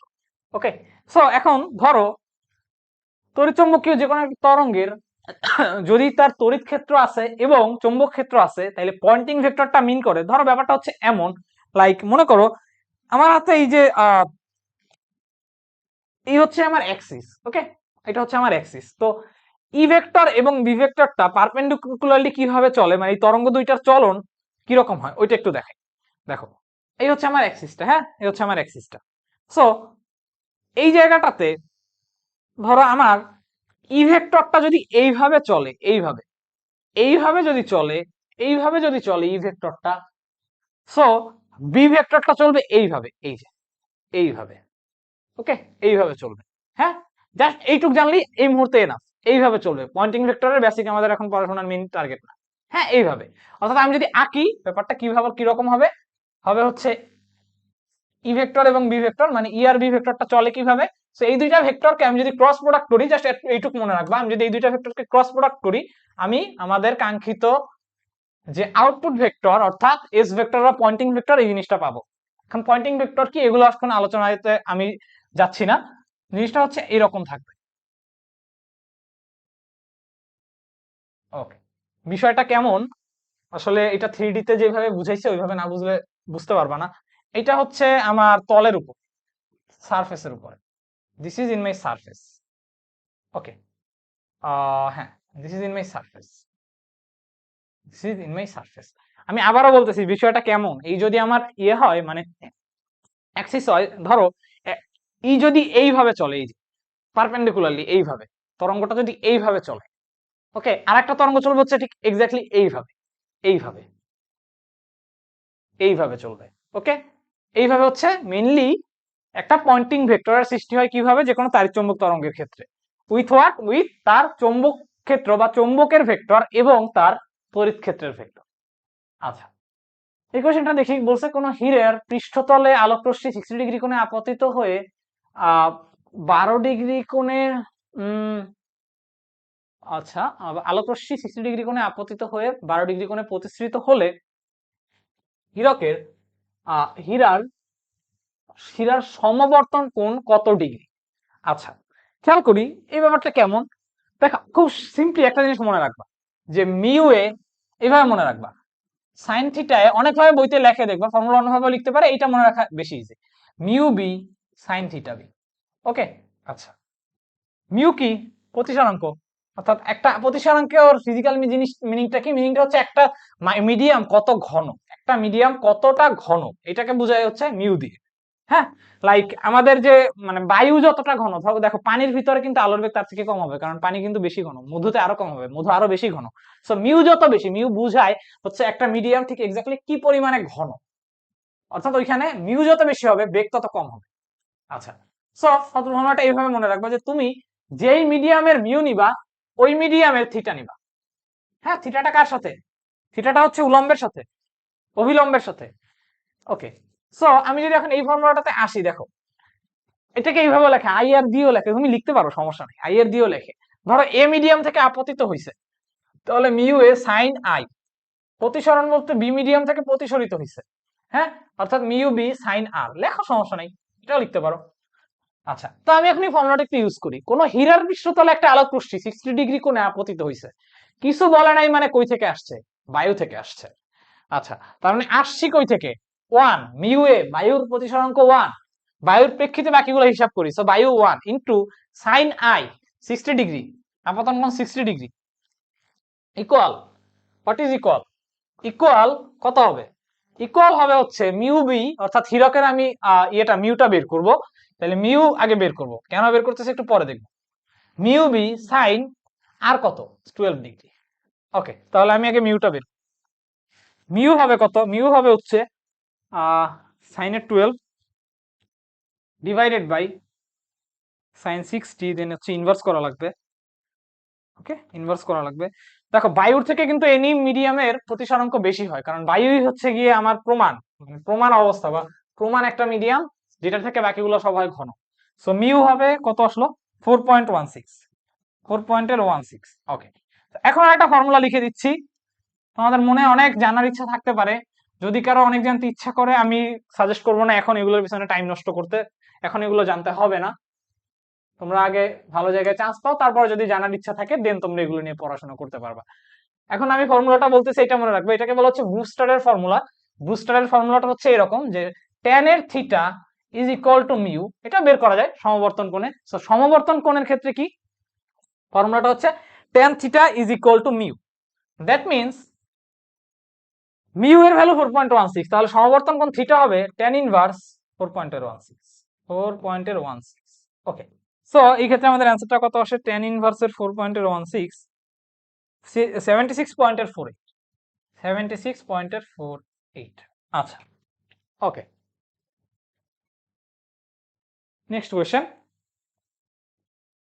দেখো, বলছে কোনো ব্যতিচার পরীক্ষায় দুটি সুসংগত আলোক উৎসের প্রাবল্যের অনুপাত 25:4 এবং ব্যতিচার সজ্জার চরম বিন্দু ও অবম বিন্দুর প্রাবল্যের অনুপাত কত? দেখো, এটা যদি আসলে ফুল সিলেবাসে থাকতো না, আমি এটাকে পারলে 5 স্টার দিতাম, এখন আমি 3 স্টার দিব। হ্যাঁ, এটা আসলে রিটেনে আসে, দেখো বুয়েটে আসছে, অনেক ভার্সিটিতে আসে এই কোয়েশ্চেনটা। ওকে, দেখো একটা জিনিস যদি না জানা থাকে মনে রাখবা যে তীব্রতা হয় বিস্তারের সমানুপাতিক। আই ইজ প্রপোর্শনাল টু হয় A square. Okay, I is proportional to হয় এ স্কয়ার। তীব্রতা তীব্রতার সমানুপাতিক। ওকে, সো এখন তীব্রতার সমানুপাতিক যদি হয়ে যায়, আমরা এখন এই সূত্রটাকে এখানে ইউজ করব। বলছে কোন ব্যতিচারের পরীক্ষায় দুইটা সুসংগত আলোক উৎসের প্রাবল্যের অনুপাত হচ্ছে 25:4। হ্যাঁ, সুসংগত আলোক উৎস কি, অসুসংগত আলোক উৎস কি, এগুলোর সংজ্ঞা একটু সার্চ করলে নিজেরাই পেয়ে যাবা, এগুলোতে এখন যাচ্ছি না। তো সুসংগত আলোক উৎসের প্রাবল্যের অনুপাত হচ্ছে 25:4। ব্যতিচার সজ্জার চরম বিন্দু অবম বিন্দুর প্রাবল্যের অনুপাত। আচ্ছা, চরম বিন্দু মানে কি? মানে হচ্ছে বিস্তার দুইটা অ্যাড হবে। হ্যাঁ, তারা ধনাত্মক ব্যতিচার সৃষ্টি করবে, অর্থাৎ বিস্তার দুইটা অ্যাড হবে, মানে বিস্তার দুইজন যোগ হবে। ঠিক সেম ভাবে অবম বিন্দু, এটার মানে কি? মানে এটাকে এভাবে বলতে পারতো যে সর্বোচ্চ বিস্তার বাই সর্বনিম্ন, মানে সর্বোচ্চ তীব্রতা বাই সর্বনিম্ন তীব্রতা, এভাবে বলতে পারতো। হ্যাঁ, মানে ম্যাক্সিমাম তীব্রতা আমি যেখানে পাবো ওইখানে হবে উজ্জ্বল বিন্দু, মিনিমাম তীব্রতা আমি যেখানে পাবো ওইখানে হবে অনুজ্জ্বল বিন্দু। ওকে, সো যদি তাই হয়, দেখো এখন বিস্তার, জাস্ট এইটুকু খেয়াল রাখবা যে বিস্তার অ্যাকচুয়ালি যোগ হয়। হ্যাঁ, বিস্তারের ভিতরে ডিরেক্ট লিনিয়ারলি যোগ হইতে পারে, তীব্রতাকে ডিরেক্টলি যোগ করা যায় না। হ্যাঁ, ডিরেক্টলি বিস্তারের ভিতরে যোগ হইতে পারে। ওকে, মানে দুইটা তরঙ্গ যখন একজন আরেকজনের সাথে অ্যাড হয়, তাদের সর্বোচ্চ বিস্তার কি হয়? তারা যদি একই দশায় একটা জায়গাতে মিলিত হয়, ওই জায়গাটাতে কি হবে? তাদের বিস্তার দুইটা অ্যাড হয়ে, ধরো যে একজনের বিস্তার 2, একজনের 3, টোটাল বিস্তার হবে 5। ওকে, সো এই কনসেপ্টটা আমি এখানে ইউজ করব। বলা আছে যে আলোক উৎসের প্রাবল্যের অনুপাত হচ্ছে 25:4। হ্যাঁ, তার মানে আমি লিখতে পারি যে I1 divided by I2। Okay, I1 divided by I2 কত? বলা আছে 25/4। আচ্ছা, 25 ডিভাইডেড বাই 4, ঠিক আছে, সমস্যা নেই। আচ্ছা, তো এখন খেয়াল করি, তার মানে এটা আসলে কি? A1 প্রথমটার বিস্তার বাই দ্বিতীয়টার বিস্তার। ঠিক আছে, ইজ ইকুয়াল টু, আমি দেন লিখতে পারি A1 divided by A2 is equal to 5/2। আচ্ছা, এটা আমি লিখতে পারি 5/2। ওকে, এখন আমি চাচ্ছি কি? আমি চাচ্ছি সেই পয়েন্টটা যেখানে A1 এবং A2 যোগ হবে এবং যেই পয়েন্টে বিস্তার দুইটার বিয়োগফল হবে। বিয়োগফলে মিনিমা আর যোগফলে ম্যাক্সিমা আমি পাবো। সো আমি এখান থেকে দেখো খুব সুন্দরভাবে একটা লাইন লিখতে পারি। ধরো আমি যদি জিনিসটাকে, আমি চাই কি, আমি কি চাই এটাকে বুঝি। আমি চাচ্ছি আই ম্যাক্সিমাম এবং আই মিনিমাম, তাই না? সো একটা জিনিস দেখো তো, আমি যদি বলি I max divided by I min is equal to, আমি লিখতে পারি যে A max divided by A min এর হোল স্কোয়ার। এটা নিয়ে কার আপত্তি আছে? কারণ I is equal to actually K into A square, so ধ্রুবকগুলো কাটাকাটি চলে গেছে, এটা লেখা যাবে। আচ্ছা, এখন দেখো তো, তাহলে এ ম্যাক্স বলতে আসলে কি বলবো আমরা? A1 প্লাস A2 বলবো না, A1 plus A2 divided by A1 minus A2 বলবো না। দ্যাট মিন্স এখান থেকে লেখা যাবে A1 মাইনাস এর A2 divided by A1 plus এর A2 ইজ ইকুয়াল টু, যোজন বিয়োজন করলাম জাস্ট, মানে বিয়োজন যোজন, আচ্ছা উল্টাটা করছি, হোয়াটএভার। সো কত আসবে আমাদের? 3 ডিভাইডেড বাই 7 আসবে। দ্যাট মিন্স এই ক্ষেত্রে আমি যদি লিখি কত আসবে? আসবে হচ্ছে 3 মানে 7, অর্থাৎ 49, 7 স্কোয়ার ডিভাইডেড বাই 9। আচ্ছা, অতএব আমি বলতে পারি ফাইনালি আমাদের অ্যান্সার কত? I max divide to I min is equal to কত? I max is to I min is equal to 49:9। আচ্ছা, so here is our answer. Okay, next question. আচ্ছা দেখো, ইয়াং এর দ্বিচির পরীক্ষায় চির দুটির মধ্যবর্তী দূরত্ব দেয়া আছে 1.9 মিলিমিটার। 1.9 মিলিমিটার দেয়া আছে। এ চির থেকে 1 মিটার দূরত্বের ডোরা ব্যবধানে 0.31 মিলিমিটার পাওয়া গেল। সো আমাকে কি দেয়া আছে যে ডোরা ব্যবধান এত পাওয়া গেছে, আলোর তরঙ্গ দৈর্ঘ্য বের করো। আচ্ছা, আমি এই টপিকটা তখন আশায় ছিলাম যে তোমাদের আরো কিছু বেসিক দেখাইতে হবে। দেখো কতবার আসছে। আচ্ছা, let me go to the first this one slide. আচ্ছা দেখো, এখন ভাইয়া এখানে কিছু ফর্মুলা লিখে দিব, খেয়াল করো, বুঝিয়ে লিখবো, সমস্যা নেই, বাট কিভাবে আসছে ওইটা লিখবো। ওকে, তো এখন দেখো ভাইয়া, এই ক্ষেত্রে ব্যাপারটা কেমন দাঁড়াচ্ছে, তোমার কাছে জানতে চাচ্ছে ডোরা প্রস্থ কত। হ্যাঁ শোনো, ডোরা প্রস্থ আসলে অপবর্তনের ক্ষেত্রে এক্সিস্ট করবে না, কারণ আমি আগেই বলছি অপবর্তনে কি হয় যে ডোরার তীব্রতা, আলোর উজ্জ্বলতা এগুলো ক্রমান্বয়ে হ্রাস পাইতে থাকে, ওইটা একটু ডিফারেন্ট কেস। ইয়ং এর দ্বিচির আসলে ডোরা ব্যবধান, ডোরা প্রস্থ, এই জিনিস ব্যাপারগুলো এক্সিস্ট করে। ওকে, দেখো যদি বলে এটা হচ্ছে কেন্দ্রীয় উজ্জ্বল, সমস্যা কি? কেন্দ্রীয় উজ্জ্বল নিয়ে তো আমার প্যারা নেই, এটা আমার বলছে ধরো কেন্দ্রীয় উজ্জ্বল। ওকে, আচ্ছা, আপাতত আমার এটা নিয়ে মাথা ব্যথা নেই। আমি তোমাকে যেটা বলতে চাই, প্রশ্নে যদি বলে ডোরা প্রস্থ, খেয়াল করি ডোরা প্রস্থ, দেখো ডোরা প্রস্থ মানে হচ্ছে এই যে এতটুকু, হ্যাঁ, এটা এক্স ইজ ইকুয়াল টু, মনে রাখবা, ল্যামডা এর D divided by a. Okay, this is ডোরা প্রস্থ। ডোরা প্রস্থ, এই কনসেপ্ট গুলো নিয়ে আসলে একটু ঝামেলা আছে, আমাদের বইগুলোতে ভুল করে রাখে, বইগুলোতে ভুল করে রাখে। আচ্ছা, সো ডোরা প্রস্থ। আচ্ছা, দেন আরেকটা জিনিস হচ্ছে, এই একটা টপিক হচ্ছে ডোরা প্রস্থ, ল্যামডা ডি বাই এ না, সরি 2a। আচ্ছা, 2a যদি প্রশ্নে বলে যে ডোরা ব্যবধান, ডোরা ব্যবধান এই কথাটার মিনিং কি? ডোরা ব্যবধান মানে হচ্ছে দুইটা পাশাপাশি ডোরা যদি থাকে, একটা মানে পাশাপাশি দুইটা ডোরা, ধরো এই একটা ডোরা এন্ড এটা একটা অন্ধকার ডোরা। ওকে, পাশাপাশি আমার হাতে দুইটা ডোরা আছে। ওকে, এই যে পাশাপাশি দুইটা ডোরা, এই দুইটার ব্যবধান, ডোরা ব্যবধান বলতে এইটা মিন করে। সো খেয়াল করো, যদি তাই হয় মানে দুইটার মধ্যবর্তী দূরত্ব, মিডলের দূরত্ব, তাহলে আমাকে একটা জিনিস বলো, পুরোটা তো আমি কি বলছি, একটা ডোরার প্রস্থ হচ্ছে lambda D by twice A, একটা ডোরার প্রস্থ হচ্ছে আমি বলছি ল্যামডা ডি বাই টোয়াইস এ।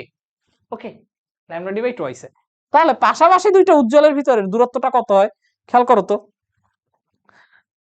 এইটুকু হচ্ছে গিয়ে ল্যামডা এর ডি ডিভাইডেড বাই, খেয়াল করো একটু আগে আমরা দেখলাম যে দুইটা মানে পুরো ডোরাটা, পুরাটা হচ্ছে ল্যামডা ডি বাই 2, হ্যাঁ, তাহলে এই অর্ধেক কত, মানে যদি দূরত্ব বলে আলটিমেটলি সেন্টার টু সেন্টার ডিসটেন্সই তো নেওয়া উচিত, ভেরি কমন সেন্স। সো এইটুকু ডিসটেন্স, এইটুকু ডিসটেন্স একটু তাকাও, দেখো এই অর্ধেক কত হবে, ল্যামডা ডি বাই 2 এর অর্ধেক, তাই না? এতটুকু, এই যে পুরোটা যদি ল্যামডা ডি বাই 2 হয়, এটা হবে ল্যামডা ডি বাই 2 এর অর্ধেক, আবার এতটুকুও হবে, এই যে এতটুকু হবে ল্যামডা ডি বাই 2 এর অর্ধেক। দ্যাট মিন্স আমি যদি বলি ডোরা ব্যবধান হওয়া উচিত, তাহলে ডোরা ব্যবধানের সূত্র কি হওয়া উচিত, এক্স ডি লেখে নরমালি, তুমি যেমন লেখো আর কি, ল্যামডা ডি বাই 2 এই হওয়া উচিত, কারণ এইটুকু ল্যামডা ডি বাই 2 এর অর্ধেক, এইটুকু আবার ল্যামডা ডি বাই 2 এর অর্ধেক। সো সেই ক্ষেত্রে ফর্মুলা হবে ডোরা ব্যবধানের, এটা হচ্ছে আমার ডোরা ব্যবধান। আচ্ছা, কিন্তু অনেক বইতে যেই কাজটা করে সেটা হচ্ছে যে ডোরা ব্যবধান কথাটা দ্বারা অনেক বইতে বা অনেক জায়গাতে এই জিনিসটা ধরে নিছে যে যদি ডোরা ব্যবধান বলে, এটা আসলে দুইটা উজ্জ্বলের ভিতরে ডিফারেন্স মিন করে, মানে দুইটা উজ্জ্বল ডোরার ব্যবধান মিন করে। এখন যদি রিটেনে আসে সেই ক্ষেত্রে তুমি আসলে দুইটা ধরেই করলেই আসলে মার্ক দিয়ে দেওয়া উচিত, এটা আসলে বিদেশি বইগুলোতে বা কিছু কিছু জায়গাতে এই ঝামেলাগুলো করে রাখছে, মানে যদি বলে ডোরা ব্যবধান ডিরেক্টলি মানে প্রশ্ন এইভাবে বলে দিছে, এখন এক একজন জিনিসটাকে এক এক ভাবে বুঝে। তো বুদ্ধিমানের কাজ হচ্ছে কি, যে তোমার মানে একে দেখা, হ্যাঁ, ল্যামডা ডি বাই 2 এর এই সূত্রটা দিয়ে যদি করো, মানে একে দেখানো, যেই সূত্র আরেকটা সূত্র দেখাচ্ছি, মানে যেটা দিয়ে করো অ্যাকচুয়ালি দুইটা জিনিসটাকে একে দেখানো, হ্যাঁ, মানে তুমি আসলে ডোরা ব্যবধান বলতে কোনটাকে মিন করছো, যেন টিচার আসলে কাটার স্কোপ না পায়। আর চাইলে তুমি আরেকটা কেস দেখাচ্ছি, যেটা দুইটাই তুমি দেখাইতে পারো। ধরো প্রশ্নে এইভাবে বলছে যে দুইটা উজ্জ্বল ডোরার ব্যবধান, অর্থাৎ উজ্জ্বল ডোরার ব্যবধান কি, মানে এই একটা উজ্জ্বল আছে এন্ড এই আরেকটা উজ্জ্বল আছে, হ্যাঁ, তাহলে এই দুইটা উজ্জ্বল ডোরার ব্যবধান, দুইটা উজ্জ্বল ডোরা, খেয়াল করো দুইটা উজ্জ্বল ডোরার ব্যবধান, হ্যাঁ, উজ্জ্বল, দুইটা উজ্জ্বল ডোরা ব্যবধান। আচ্ছা, এতটুকু বলা যেই কথা, আমি যদি দুইটা অনুজ্জ্বল বলি, লাইক আমি যদি এতটুকু থেকে এতটুকু বলি, হ্যাঁ একই কথা না, কারণ আলটিমেটলি সেমই তো ডিস্টেন্স, সেমই তো কথা, কারণ প্রতিটা ডোরার প্রস্থ যদি সেম হয়, দুইটা উজ্জ্বলের ভিতরে ডিস্টেন্স বলি বা দুইটা অনুজ্জ্বলের ভিতরে ডিস্টেন্স বা অনুজ্জ্বল ডোরা ব্যবধান, দুইটা অনুজ্জ্বলের ভিতরে দূরত্ব বা দুইটা উজ্জ্বলের ভিতরে দূরত্ব, যাই বলি একই তো কথা বুঝায়, দুইটা কথার মিনিং কিন্তু সেম। ওকে, সো এই ক্ষেত্রে জিনিসটা কি দাঁড়ায়, ডোরা ব্যবধানের সূত্র খেয়াল করো, উপর একটা ল্যামডা বাই মানে ল্যামডা ডি বাই 2 এ ডোরা প্রস্থের অর্ধেক কভার করে, নিচের অংশটাও ল্যামডা ডি বাই 2 এ ডোরা প্রস্থের অর্ধেক কভার করে, এবং মাঝখানে আরেকটা ল্যামডা ডি বাই 2 এ পুরো ডোরা প্রস্থ আছে, হাফ ডোরা প্রস্থ উপরে, হাফ ডোরা প্রস্থ আছে নিচে, ওইখান থেকে একটা ডোরা প্রস্থ, মাঝখানে আছে আরেকটা ডোরা প্রস্থ, তাইলে টোটাল ল্যামডা ডি বাই 2 এ কয়বার আছে, দুইবার আছে, তাহলে এই ক্ষেত্রে ফর্মুলাটা হচ্ছে গিয়ে lambda D by a. Okay, so এখন যদি ডিরেক্টলি বলে ডোরা ব্যবধান, অনেক জায়গাতে যেই কাজটা করছে যে এইটা দিয়ে বুঝে নিছে, এইটা দিয়ে বুঝে নিছে অনেক বইতে বা অনেক জায়গাতে, যে এটা বলতে আসলে দুইটা উজ্জ্বলের ভিতরে ডিফারেন্স কে মিন করে। তুমি যদি ওইভাবেও ধরে নাও বা যেমনি ধরে নাও আর কি, তখন মানে ট্রাই করবে ওইভাবে ছবিটা এঁকে দেখানোর, যে তুমি আসলে ডোরা ব্যবধান বলতে কি বুঝছো, হ্যাঁ, বা টাইম পেলে দুইটাই বের করে দেখানো যায়। আর এমসিকিউ হইলে আসলে সেই ক্ষেত্রে কিছুটা লাগ, কারণ টিচার জানেন উনি আসলে কি মিন করে জিনিসটাকে জিজ্ঞেস করছেন। আর তারপরে কথা হচ্ছে গিয়ে আমি সাজেস্ট করব যে এইটাকে ট্রাই করবা ফার্স্টে, অপশনে থাকলে এটা দাগাবা, না থাকলে ল্যামডা ডি বাই এ যে অপশনে আছে ওই অপশনটাকে দাগাবা, ঠিক আছে? আচ্ছা, তারপরে দেখো এখান থেকে আরেকটা আবার কোশ্চেন হইতে পারে যে মানে সর্বোচ্চ, অর্থাৎ ধরো এই ফর্মুলাতে আমি যদি বলি, মনে রাখবা যে ধরো এরকম হইতে পারে যে সর্বোচ্চ কত নাম্বার উজ্জ্বল আমি পাবো, সর্বোচ্চ কত, মানে সর্বোচ্চ উজ্জ্বলের জন্য এন এর ভ্যালু কত, সর্বোচ্চ কয়টা উজ্জ্বল পাবো। হ্যাঁ, তো খেয়াল করো আমাদের ফর্মুলাটা কি ছিল, A sine theta is equal to N lambda. হ্যাঁ, তাহলে মানে জিনিসটা আসলে মনে আছে কিনা দেখো, থিটা যদি বাড়তে বাড়তে বাড়তে বাড়তে ধরো যে অসীমে গিয়ে এইভাবে খাড়া হয়ে গেছে, অসীমে গিয়ে এইভাবে খাড়া হয়ে গেছে, মানে আর খাড়া হওয়ার রাস্তা নাই থিটায়, ওই পয়েন্টটাতে গিয়েই তো আমি এই এন ম্যাক্সটা পাবো, তাই না? মানে ফর এন ম্যাক্স আমার সাইন থিটা ম্যাক্স হইতে হবে, অর্থাৎ থিটা হইতে হবে কত, 90 ডিগ্রি। ওকে, দ্যাট মিনস এইখান থেকে খেয়াল রাখতে পারো যে এ ইকুয়াল টু, মনে রাখারও কিছু না, এটা বুঝাই যায়, এ ইকুয়াল টু হচ্ছে এন ম্যাক্স ল্যামডা। ওকে, এন ম্যাক্স ল্যামডা, অর্থাৎ যদি ম্যাক্সিমামের জন্য কোনোদিন আমাকে বের করতে বলে, এইটাও খেয়াল রাখতে পারো। আচ্ছা, মিনিমামের জন্য তো শূন্যই, বুঝাই গেছে। আচ্ছা, ঠিক সেম ভাবে যদি ইসের ক্ষেত্রেও বলে, মানে অন্ধকারের ক্ষেত্রেও বলে একই কথা, কারণ সাইন থিটাকে ম্যাক্স করা লাগবে। হ্যাঁ, আচ্ছা, দেন ধরো কি বলা যায়, এটা দেখলাম আমরা, ম্যাক্সিমাম মিনিমামটা দেখলাম। আরেকটা কথা বলি, পরীক্ষাতে মাঝে মাঝে যেই কাজটা করতে পারে, তোমাকে ধরো একটা ডেল এক্স এর ভ্যালু বলে দিবে বা এক্স এর ভ্যালু বলে দিবে, বলবে এই বিন্দুটা থেকে ধনাত্মক ব্যতিচার হইছে নাকি ঋণাত্মক ব্যতিচার হইছে, তখন গিয়ে তুমি একটা কনফিউশনে পড়তে পারো। কনফিউশনের কিছু নেই, আমরা কি বলছি, আমরা বলছি যে যদি ধনাত্মক হয়, ফর ধনাত্মক, ধনাত্মক হইলে সূত্র কি, ফর ধনাত্মক বা উজ্জ্বলের জন্য আমাদের সূত্র কি, সূত্র হচ্ছে, মানে একটা এক্সাম্পল দিয়ে দেখাইতেছি, অন্যটা দিয়ে আসলে জাস্ট ওই অপবর্তন হলে রিভার্সটা চিন্তা করব, খুবই সিম্পল কথা, রিভার্সটা চিন্তা করবো, আর গ্রেটিং হলে তো এইটাই। ধরো আমি যদি দ্বিচিরের ক্ষেত্রে বলি, দিস ইজ জাস্ট ফর দ্বিচির, জাস্ট একটা দিয়ে দেখাই, বলছে যে কোন একটা এক্স তোমাকে দিয়ে দিচ্ছে, বলছে ওই বিন্দু থেকে ধনাত্মক ব্যতিচার হবে নাকি ঋণাত্মক ব্যতিচার হবে। এইভাবে চিন্তা করো, তাহলে ডেল এক্স মনে করো দেয়া আছে, কলটা হচ্ছে, তুমি প্রথমে দেখবা, মনে করবা ল্যামডা বাই টু, এইখানে আমরা ভুলটা করি, আমরা বুঝি না কি বসাবো, তুমি জাস্ট যেই কাজটা করবা, lambda by two del x equal to ধরবা ল্যামডা বাই টু, আর এখানে মনে করো একটা ধ্রুবক নিলাম আমি, বা আচ্ছা এক্স না নিয়ে আমি এম নিলাম, হ্যাঁ এম নিলাম। এরপর যে কাজটা করবা, প্রতিটা ভ্যালু বসানোর পরে দেখবা যে এম কি জোড় আসছে নাকি বিজোড়। এম যদি জোড় আসে, এই কথার অর্থ কি, অর্থ হচ্ছে এখানে উজ্জ্বল হইছে, মানে দ্বিচিরের ক্ষেত্রে উজ্জ্বল বা ধনাত্মক ব্যতিচার হইছে। আর যদি এমটা বিজোড় আসে, তার মানে কি ধ্বংসাত্মক ব্যতিচার হইছে। বাট এইখানে যদি তুমি আগেই ডিরেক্টলি ওই ফর্মুলা এন ল্যামডা বা 2n+1 ল্যামডা বাই 2 নিয়ে চিন্তা করতে যাও, তাইলে কিন্তু তুমি প্যারা খেয়ে যাবে, মানে জিনিসটাকে তখন আর তুমি গেস করতে পারবা না। আচ্ছা, ওকে, সো আমরা বেসিক অনেক কথাবার্তা বলে ফেলছি, তো এবার আমরা সামনের দিকে যাই। আচ্ছা, এবার আমরা ডিরেক্ট ফর্মুলা অ্যাপ্লাই করব। বলা আছে ইয়ং এর রিচিল পরীক্ষায় চির দুইটার মধ্যবর্তী দূরত্ব হচ্ছে 1.9 মিলিমিটার, দ্যাট মিন্স আমাকে আসলে এ দিয়ে দিছে, দিস ইজ মাই এ এর ভ্যালু, এন্ড এই চির থেকে 1 মিটার দূরে ডোরা ব্যবধান বলে দিছে 0.31। সো ডোরা ব্যবধান আগে আমরা আমাদের পাশাপাশি দুইজনের জন্য ধরি, অর্থাৎ ল্যামডা ডি বাই 2 এর জন্য আমি ইউজ করি। হ্যাঁ, ওকে, সো আমি যদি বলি x is equal to lambda এর D divided by twice A, that means x কত, আলোর তরঙ্গ দৈর্ঘ্য জানতে চাইছে, ডোরা ব্যবধান হচ্ছে 0.3 এর 1 ইন্টু 10⁻³ ইজ ইকুয়াল ল্যামডা কত বের করব, ইন্টু এইটুকু হচ্ছে আমার এ।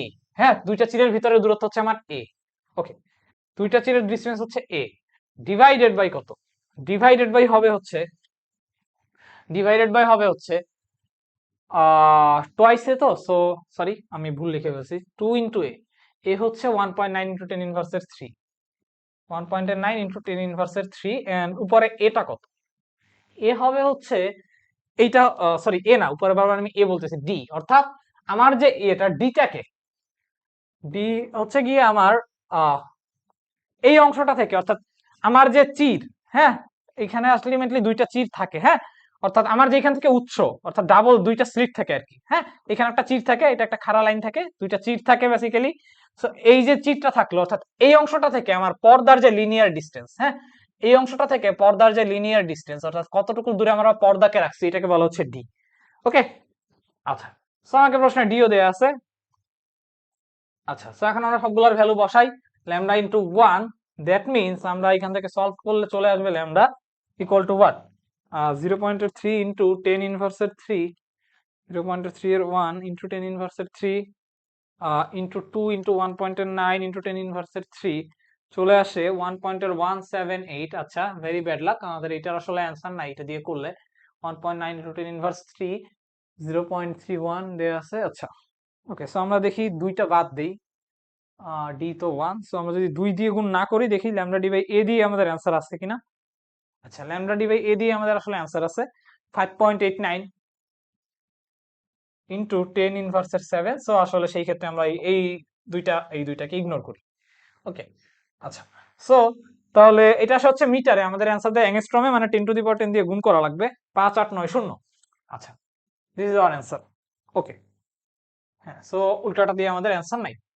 নেক্সট কোয়েশ্চেন, দেখো বলছে বাতাসে সোডিয়াম আলোর তরঙ্গ দৈর্ঘ্য এত যে কাচের প্রতিসরাঙ্ক 1.52, তাতে আলোর তরঙ্গ দৈর্ঘ্য কত। দেখো খুবই সুন্দর সুন্দর কিছু এমসিকিউ অলরেডি আমি একটা দেখছি, আমরা দেখছি যে মিউ সাইন থিটা এর সাথে কি কি রিলেশনে থাকে, মিউ সাইন থিটা এর সাথে কি রিলেশনে থাকে মনে আছে কিনা।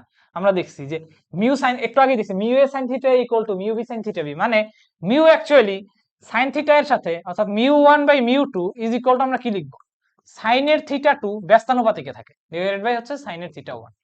ওকে, তারপর দেখো খুবই কমন সেন্স, আমার কোনো একটা মিডিয়ামে যত বেশি মিউ হবে আলোর বেগ তত কম হবে, আলো তত রাফলি পাস করবে, যত ঘন মিডিয়াম এখানে আলোর যাইতে তত বেশি কষ্ট হবে, অর্থাৎ বেগ ইজ ডিসপ্রপোর্শনাল টু মিউ।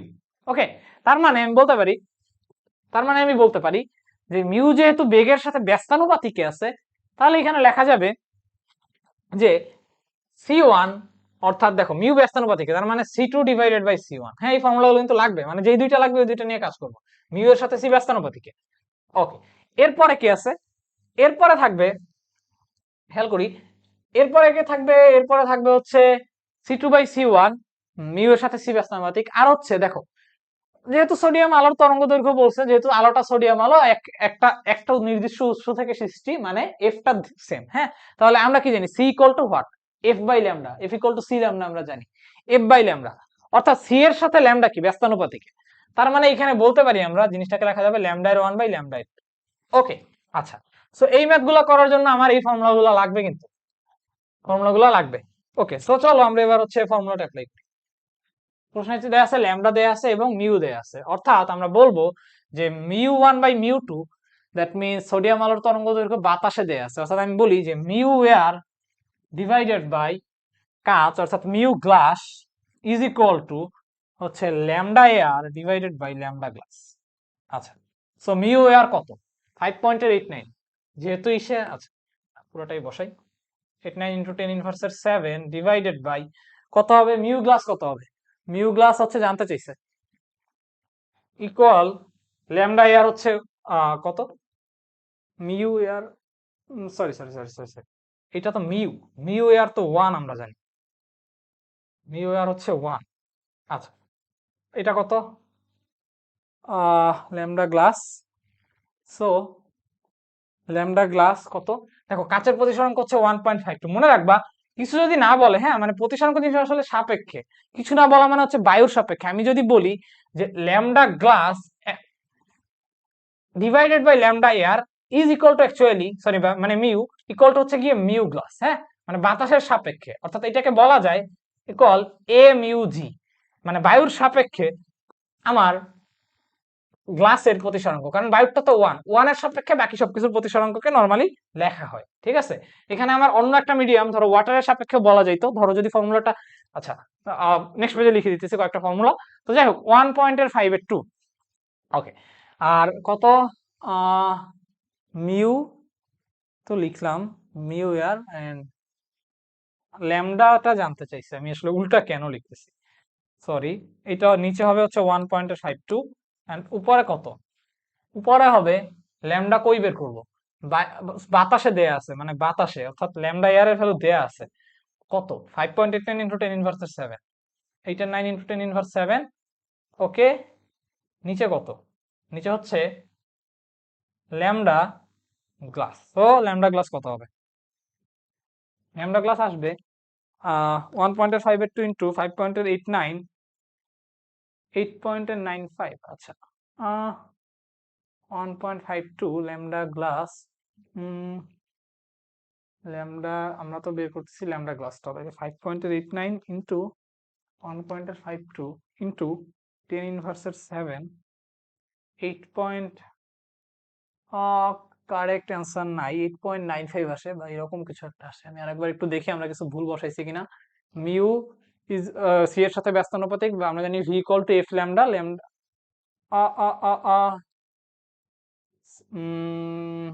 এইখানে আমি ভুল লিখছি। আমাদের ফর্মুলাটা কি? ফর্মুলা হচ্ছে এফ ইজ ইকুয়াল টু হচ্ছে সি বাই ল্যামডা, তাই না? তার মানে সি এর সাথে ল্যামডা সমানুপাতিক। সো এটা হবে উল্টা লিখছি কেন? এটা উল্টা লিখছি, অর্থাৎ এটা হবে lambda two divided by lambda এর one. Okay, so lambda two by lambda one যদি হয় তার মানে আমরা আসলে সবই ঠিক ছিল, আমরা জাস্ট মানে এটা উল্টা হবে, মানে এটার ইনভার্স হবে এই জায়গায়। হ্যাঁ, ইনভার্স হবে, ইনভার্স করে দিই। ওকে, ইনভার্সটা যদি হয় তার মানে 5.8 এর 9 কে ভাগ দিতে হবে 1.5 দিয়ে। ওকে, 3.875 ইন্টু 10 ইনভার্স 7 কি কোনো অপশনে আছে? হ্যাঁ, এই যে দিস ইজ আওয়ার অ্যান্সার। ই নাম্বারটা সলভ করে দেখবে এটা চলে আসে। ওকে, আচ্ছা, ফর্মুলা দেখাবো বলতে কি কি বলছে, কি দেখাইতে চাইছিলাম? দেখাইতে চাইছিলাম হচ্ছে ধরো যদি কোনোদিন বলে যে ওয়াটারের সাপেক্ষে গ্লাসের প্রতিসরাঙ্ক মানে হচ্ছে mu G divided by mu water. হ্যাঁ, সো বেসিক্যালি এইটা লেখা যেই কথা, এখানে আসলে একটা এয়ার লেখাকে এক লেখা মানে একই কথা, মানে কিছু নাই মানে বায়ুর সাপেক্ষে মিন করবে। হ্যাঁ, আচ্ছা, ধরো এটাকে আমি এইভাবে লিখতে পারি চাইলে, যে ধরো যে কোন একটা মিডিয়াম লাইক হিরক। হ্যাঁ, তাহলে মনে করো আমি এইভাবে লিখলাম mu G divided by mu হিরক divided by mu water divided by mu হিরক। হ্যাঁ, তাহলে তখন আবার জিনিসটা এইভাবেও লেখা যায়। মিউ হিরক মানে অ্যাকচুয়ালি এগুলোও কিন্তু সবগুলোর সামনে একটা এ বসানো যায়, মানে বায়ুর সাপেক্ষে। সো এইটাকে আবার তুমি চাইলে একটা এইভাবে লিখতে পারো যে এইচ এর H mu G divided by H mu water. Okay, অর্থাৎ আমি যেটা বলতে চাই সেটা হচ্ছে সাপেক্ষের প্রেক্ষিতে লেখা যাবে, মানে সামথিং এ মিউ টু হইলে আমরা লিখতে একটা মানে প্রথম অংশে ভিন্ন ইকুয়াল টু অনুপাত আকারে যদি লিখি, প্রথম অংশে সেম জিনিসের সাপেক্ষে এই সবকিছুকে লেখা যায়। ওকে, আরেকটা জিনিস যদি কখনো বলে যে পূর্ণ অভ্যন্তরীণ প্রতিফলন, আশা করি সবার মনে আছে যে আলো যেই মিডিয়াম থেকে আসছে ঘন থেকে হালকাতে যাওয়ার সময় যেই মিডিয়াম থেকে আসছে ওই মিডিয়ামে যদি প্রবেশ করে, অর্থাৎ এই ক্ষেত্রে প্রতিসরণের যে কোণটা সেটা যদি 90 ডিগ্রি হয় বা তার থেকে বড় হয়, অর্থাৎ আমি যদি বলি যে mu A sine theta A ধরো একটা মিডিয়াম থেকে আসতেছে mu B sine theta B, এইটা থেকেই করা যায়, আলাদা কোনো সূত্র মুখস্থ করার দরকার নাই। জাস্ট থিটা বি এর যে ভ্যালুটা, থিটা বি এর ভ্যালুটাকে যদি তুমি 90 ডিগ্রি বসায় দাও তাইলেই তো থিটা এটা চলে আসবে। এইটাই হচ্ছে বেসিক্যালি হোয়াট, সংকট কোণ, পূর্ণ অভ্যন্তরীণ প্রতিফলনের। আচ্ছা, অর্থাৎ আলো যেই মিডিয়াম থেকে আসছিল ওই মিডিয়ামেই ব্যাক করবে যদি আমি আরেকটু থিটাকে বাড়ায় ফেলি। আচ্ছা, সো আলোর কণা ধর্ম নিচের কোনটিকে ব্যাখ্যা করা যায়? সো ডপলার প্রভাব আসলে তোমাদের সিলেবাসে নিয়ে আমরা অপবর্তন দেখছি, দেখছি অপবর্তন দেখছি। অপবর্তনে আমাদের কি কাজ করে? আলোর তরঙ্গ ধর্ম কাজ করে। সমাবর্তনটা আমরা সামনে একটু দেখবো। ব্যতিচারে কি কাজ করে? ওই যে দুইটা তরঙ্গের দশা পার্থক্য পথ পার্থক্যের ব্যাপার স্যাপার, তো এগুলো আসলে তরঙ্গ ধর্ম কাজ করে। ডপলার ইফেক্ট আমরা এখনো দেখি না, এটা আসলে শব্দ রিলেটেড একটা টপিক, আমাদের সিলেবাসে নাই। আগের সিলেবাসে খুব সম্ভবত ছিল, বইতে তোমাদের কাছে পুরান প্রশ্ন ব্যাংক থাকলে ওইখানে কিছুটা পাইতে পারো, ডপলার ইফেক্ট রিলেটেড কোয়েশ্চেন ছিল। এখন এটা আমার একে তো চ্যাপ্টারই আমার শর্ট সিলেবাসের বাইরে, তো অবশ্যই আমার এই জন্য আবার ওই ডপলার ইফেক্ট পড়তে আমরা যাব না। কথা হচ্ছে আলোক তড়িৎক্রিয়াটা একটু মনে পড়ে কিনা তোমরা যদি আধুনিক পদার্থবিজ্ঞান পড়ে থাকো, আমরা আসলে এখানে কি করতাম আলোক তড়িৎক্রিয়াতে?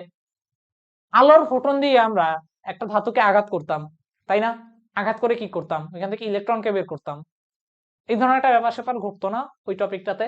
তো আসলে কি হচ্ছে, আমরা আলোর ফোটন দিয়ে আঘাত করতেছি, মানে ফোটন দিয়ে আঘাত করতেছি ইলেকট্রনের উপরে। জিনিসটা আসলে কি, একটা কণাই তো আরেকটা কণাকে আঘাত করতে পারে, জাস্ট একটু মাথা খাটাইলেই কিন্তু বোঝা যায়। দ্যাট মিনস আসলে এই ক্ষেত্রে অ্যান্সার কি হওয়া উচিত? অ্যান্সার হবে আলোক তড়িৎক্রিয়া। আচ্ছা, এই কোয়েশ্চেন গুলো ইম্পর্টেন্ট। হ্যাঁ, এখন এই টাইপের কয়েকটা কোয়েশ্চেন যে দেখাবো এগুলো আসলে থিওরি থেকে আসার চান্স আছে। ওকে, আচ্ছা, আলোকবর্ষ কিসের একক? দেখি এটার অ্যান্সার কারা দিতে পারি। এটার অ্যান্সার অনেক সময় আমাদের ক্লিয়ার থাকে না। হোয়াট ইজ আলোকবর্ষের একক কি? মানে আলোকবর্ষ কিসের একক? আলোকবর্ষ অ্যাকচুয়ালি কি? আলোকবর্ষ হচ্ছে আলো এক বছরে ঠিক যতটুকু ডিস্টেন্স যায়, অর্থাৎ আমি যদি বলি 1 লাইট ইয়ার, এটা একটা ইউনিট। কিসের unit? 1 light year equal to আলো এক বছরে যতটুকু দূরত্ব যাবে। আমি যদি তাইলে বলি এস ইকুয়াল টু ভিটি এর ফর্মুলা আমরা কি লিখবো? সি ইন্টু 1 ইয়ার, বা 1 ইয়ারকে আমি চাইলে মিটার সেকেন্ডে কনভার্ট করতে পারি। সো নিলে আলটিমেটলি যেই ভ্যালুটা আমার আসবে, আলো 1 বছরে যেই দূরত্বটা ট্রাভেল করবে, ওইটাকেই বলে হচ্ছে লাইট ইয়ার। ওকে, সো এটা হিসাব করলে তোমরা পাবা। আচ্ছা আমি করে দেই, দেখি তাহলে 3 × 10⁸ 3 × 10⁸ ইন্টু 1 বছর মানে হচ্ছে 365 দিন, ইন্টু একদিন মানে কত 24 ঘন্টা, গুণ 1 ঘন্টা মানে হচ্ছে 3600 সেকেন্ড। সো 9.46 × 10⁻15। ওকে, 46 × 10⁻15 মিটার। ওকে, সো আমাদের মাঝে মাঝে ম্যাথের ক্ষেত্রে লাইট ইয়ার থেকে মিটারে যাওয়া লাগতে পারে, মিটার থেকে লাইট ইয়ারে যাওয়া লাগতে পারে। এটা অ্যাকচুয়ালি কিসের ইউনিট? এটা তো দূরত্বের ইউনিট, ডিস্টেন্স। আচ্ছা, ভালো একটা কোশ্চেন ছিল এটা। ওকে, সো এখানে আমাদের এই যে ফর্মুলাগুলো দেয়া আছে, এগুলো অলরেডি আমরা দেখাইছি। হ্যাঁ, সো এগুলো অলরেডি দেখে ফেলছি, এগুলোর ভ্যালু দেয়া আছে আমাকে। আচ্ছা, ওকে, এই জিনিসটা একটু খেয়াল রাখবা। সি এর আরেকটা ফর্মুলা আছে, আচ্ছা, যে C is equal to E by B, C is equal to হচ্ছে E naught by B naught. এটা যারা আসলে একটু মনে রাখতে যদি কারো প্রবলেম থাকে, মনে রাখবা ই ইকুয়াল টু বিসি। হ্যাঁ, ই ইকুয়াল টু বিসি। আচ্ছা, অনেকে বিভিন্ন টেকনিক খেয়াল রাখতে পারো। বিসি বলতে আমরা বহুত কিছু বুঝি, ওইদিকে এখন যাচ্ছি না। তো যাই হোক, খেয়াল করে রাখতে পারো আর কি। ওকে, সো এখন আসি,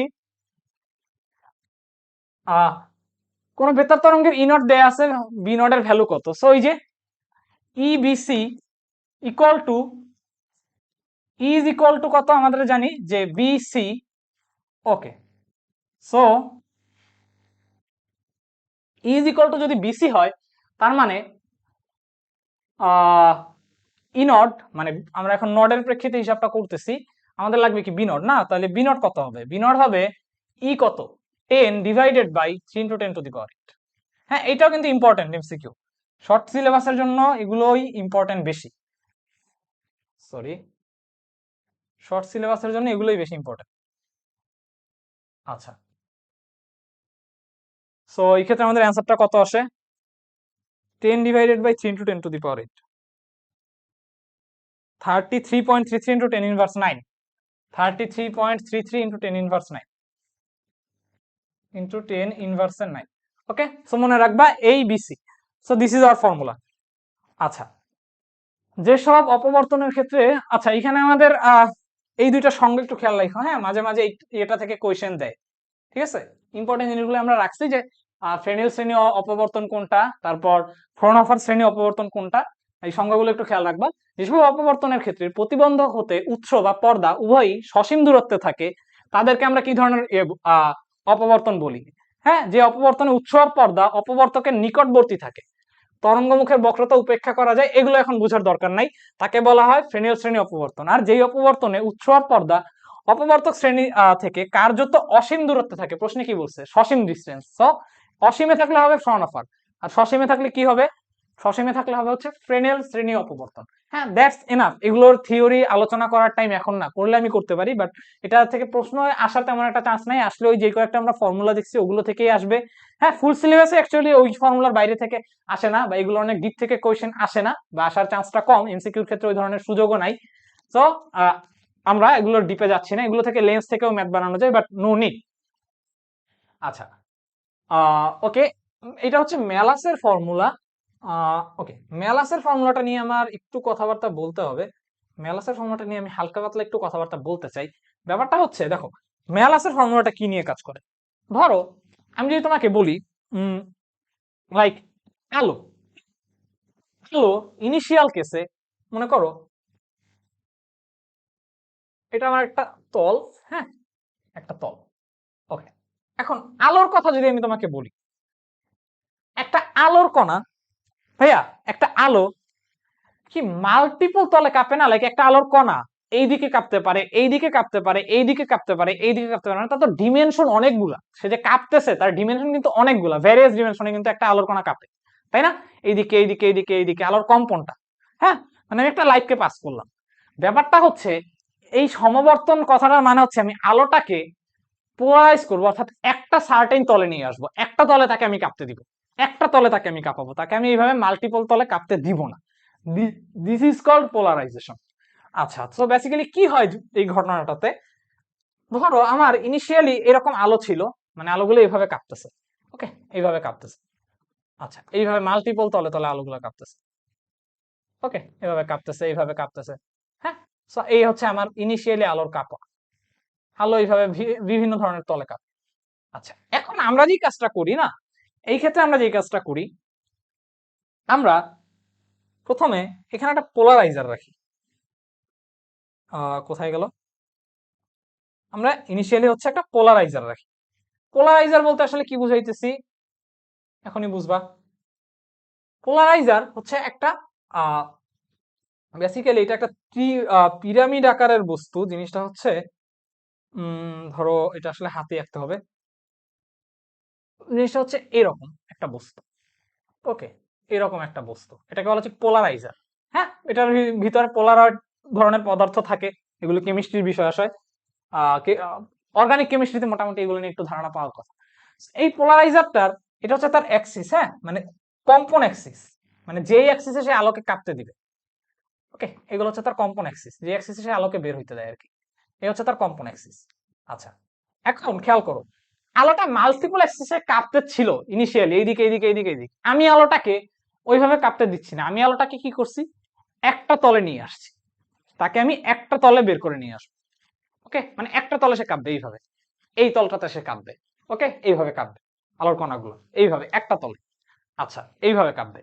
তো যদি আমি বের করে নিয়ে আসি, যে এই তলের আলোগুলো, এই কণাগুলো বের হয়ে যাবে। হ্যাঁ, পোলারাইজারের ক্ষেত্রে। ওকে, সো যদি তাই হয় ব্যাপারটা কিরকম হবে, দেখো আমি আলোর কণাগুলোকে সুন্দর করে বের করে নিয়ে আসলাম। আচ্ছা, এই যে আমি আলোকে একটা তলে নিয়ে আসলাম। This is called polarization or সমাবর্তন। হ্যাঁ, আলোর খুবই ইম্পর্টেন্ট একটা বৈশিষ্ট্য, যে আলোর কণাকে সমাবর্তিত করা যায়। আচ্ছা, বিষয়টা কি, যে আমি ওদেরকে একটা তলে নিয়ে আসছি কাঁপাইতে কাঁপাইতে। ওকে, আচ্ছা, এই হচ্ছে আমার মানে প্রথমে অসমাবর্তিত আলো থেকে আমি সমাবর্তিত আলোতে কনভার্ট করলাম। এখন ভাইয়া ধরো প্রশ্ন যদি কিছু না বলে না, তখন আসলে মনে রাখবা, আমি যদি ইনিশিয়ালি আই নট থেকে শুরু করি, ইনিশিয়ালি যদি আমি আই নট থেকে শুরু করি, এখানে একটা যে বলে দিছে, মানে প্রথম ক্ষেত্রে যদি আমার আলোর তীব্রতা আই নট নিয়ে ঢুকে, যে আলোর কম্পনকে গতির দিকের সাথে সমকোণ একটা নির্দিষ্ট সমতলে সীমাবদ্ধ করার প্রক্রিয়াকে আলোর সমবর্তন বলে, আর তরঙ্গের ক্ষেত্রে প্রযোজ্য। এই জিনিসটা আমি পরের এমসিকিউ গুলোতে বলবো। অসমবর্তিত আলোর তীব্রতাটা হচ্ছে আই নট। হ্যাঁ, ইনিশিয়ালি যে অসমবর্তিত আলোটাকে আমি পাস করছি, ওইটা থেকে আমি আলোটাকে একটা তলে নিয়ে আসছি। হ্যাঁ, প্রশ্নে কিছু না বললে এই যে ব্যাপারটা হচ্ছে এইটাই ধরে নিব, যে এখান থেকে যে আলোটা বের হয়েছে আই নট থেকে, এখানে যে আলোটা বের হয়েছে, আই এর ভ্যালুটা হবে, অর্থাৎ আই ওয়ান হবে হচ্ছে আই নট এর হাফ, 50%। হ্যাঁ, তীব্রতা 50% এখানে হ্রাস পাবে।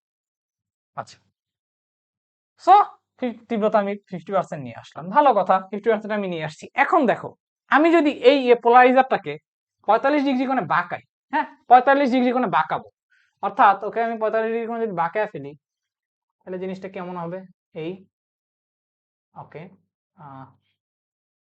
আচ্ছা, সো এই যে 45 ডিগ্রি কোণে যদি আমি বাঁকাই, তাইলে একটা জিনিস দেখো, যদি আমি ওকে বাঁকাই 45 ডিগ্রি অ্যাঙ্গেলে, তাহলে আমার যে পোলারাইজের মানে পোলারাইজার গুলা, মানে যে অক্ষটা, যে অক্ষে আলোটা বের হবে, এই যে যেই অ্যাক্সিস থেকে আলোগুলা আমি, মানে এই আলোটাকে আমি আবার পাস করব।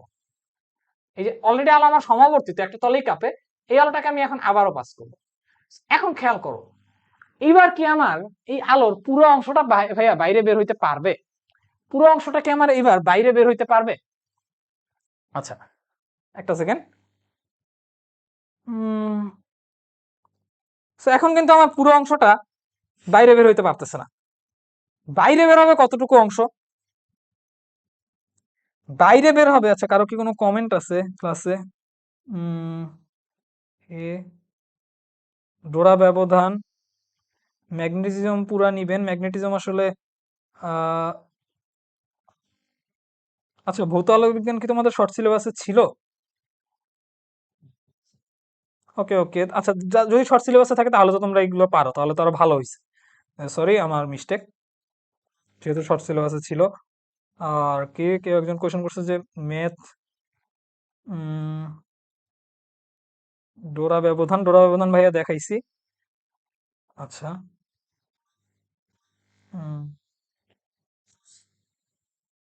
ওকে,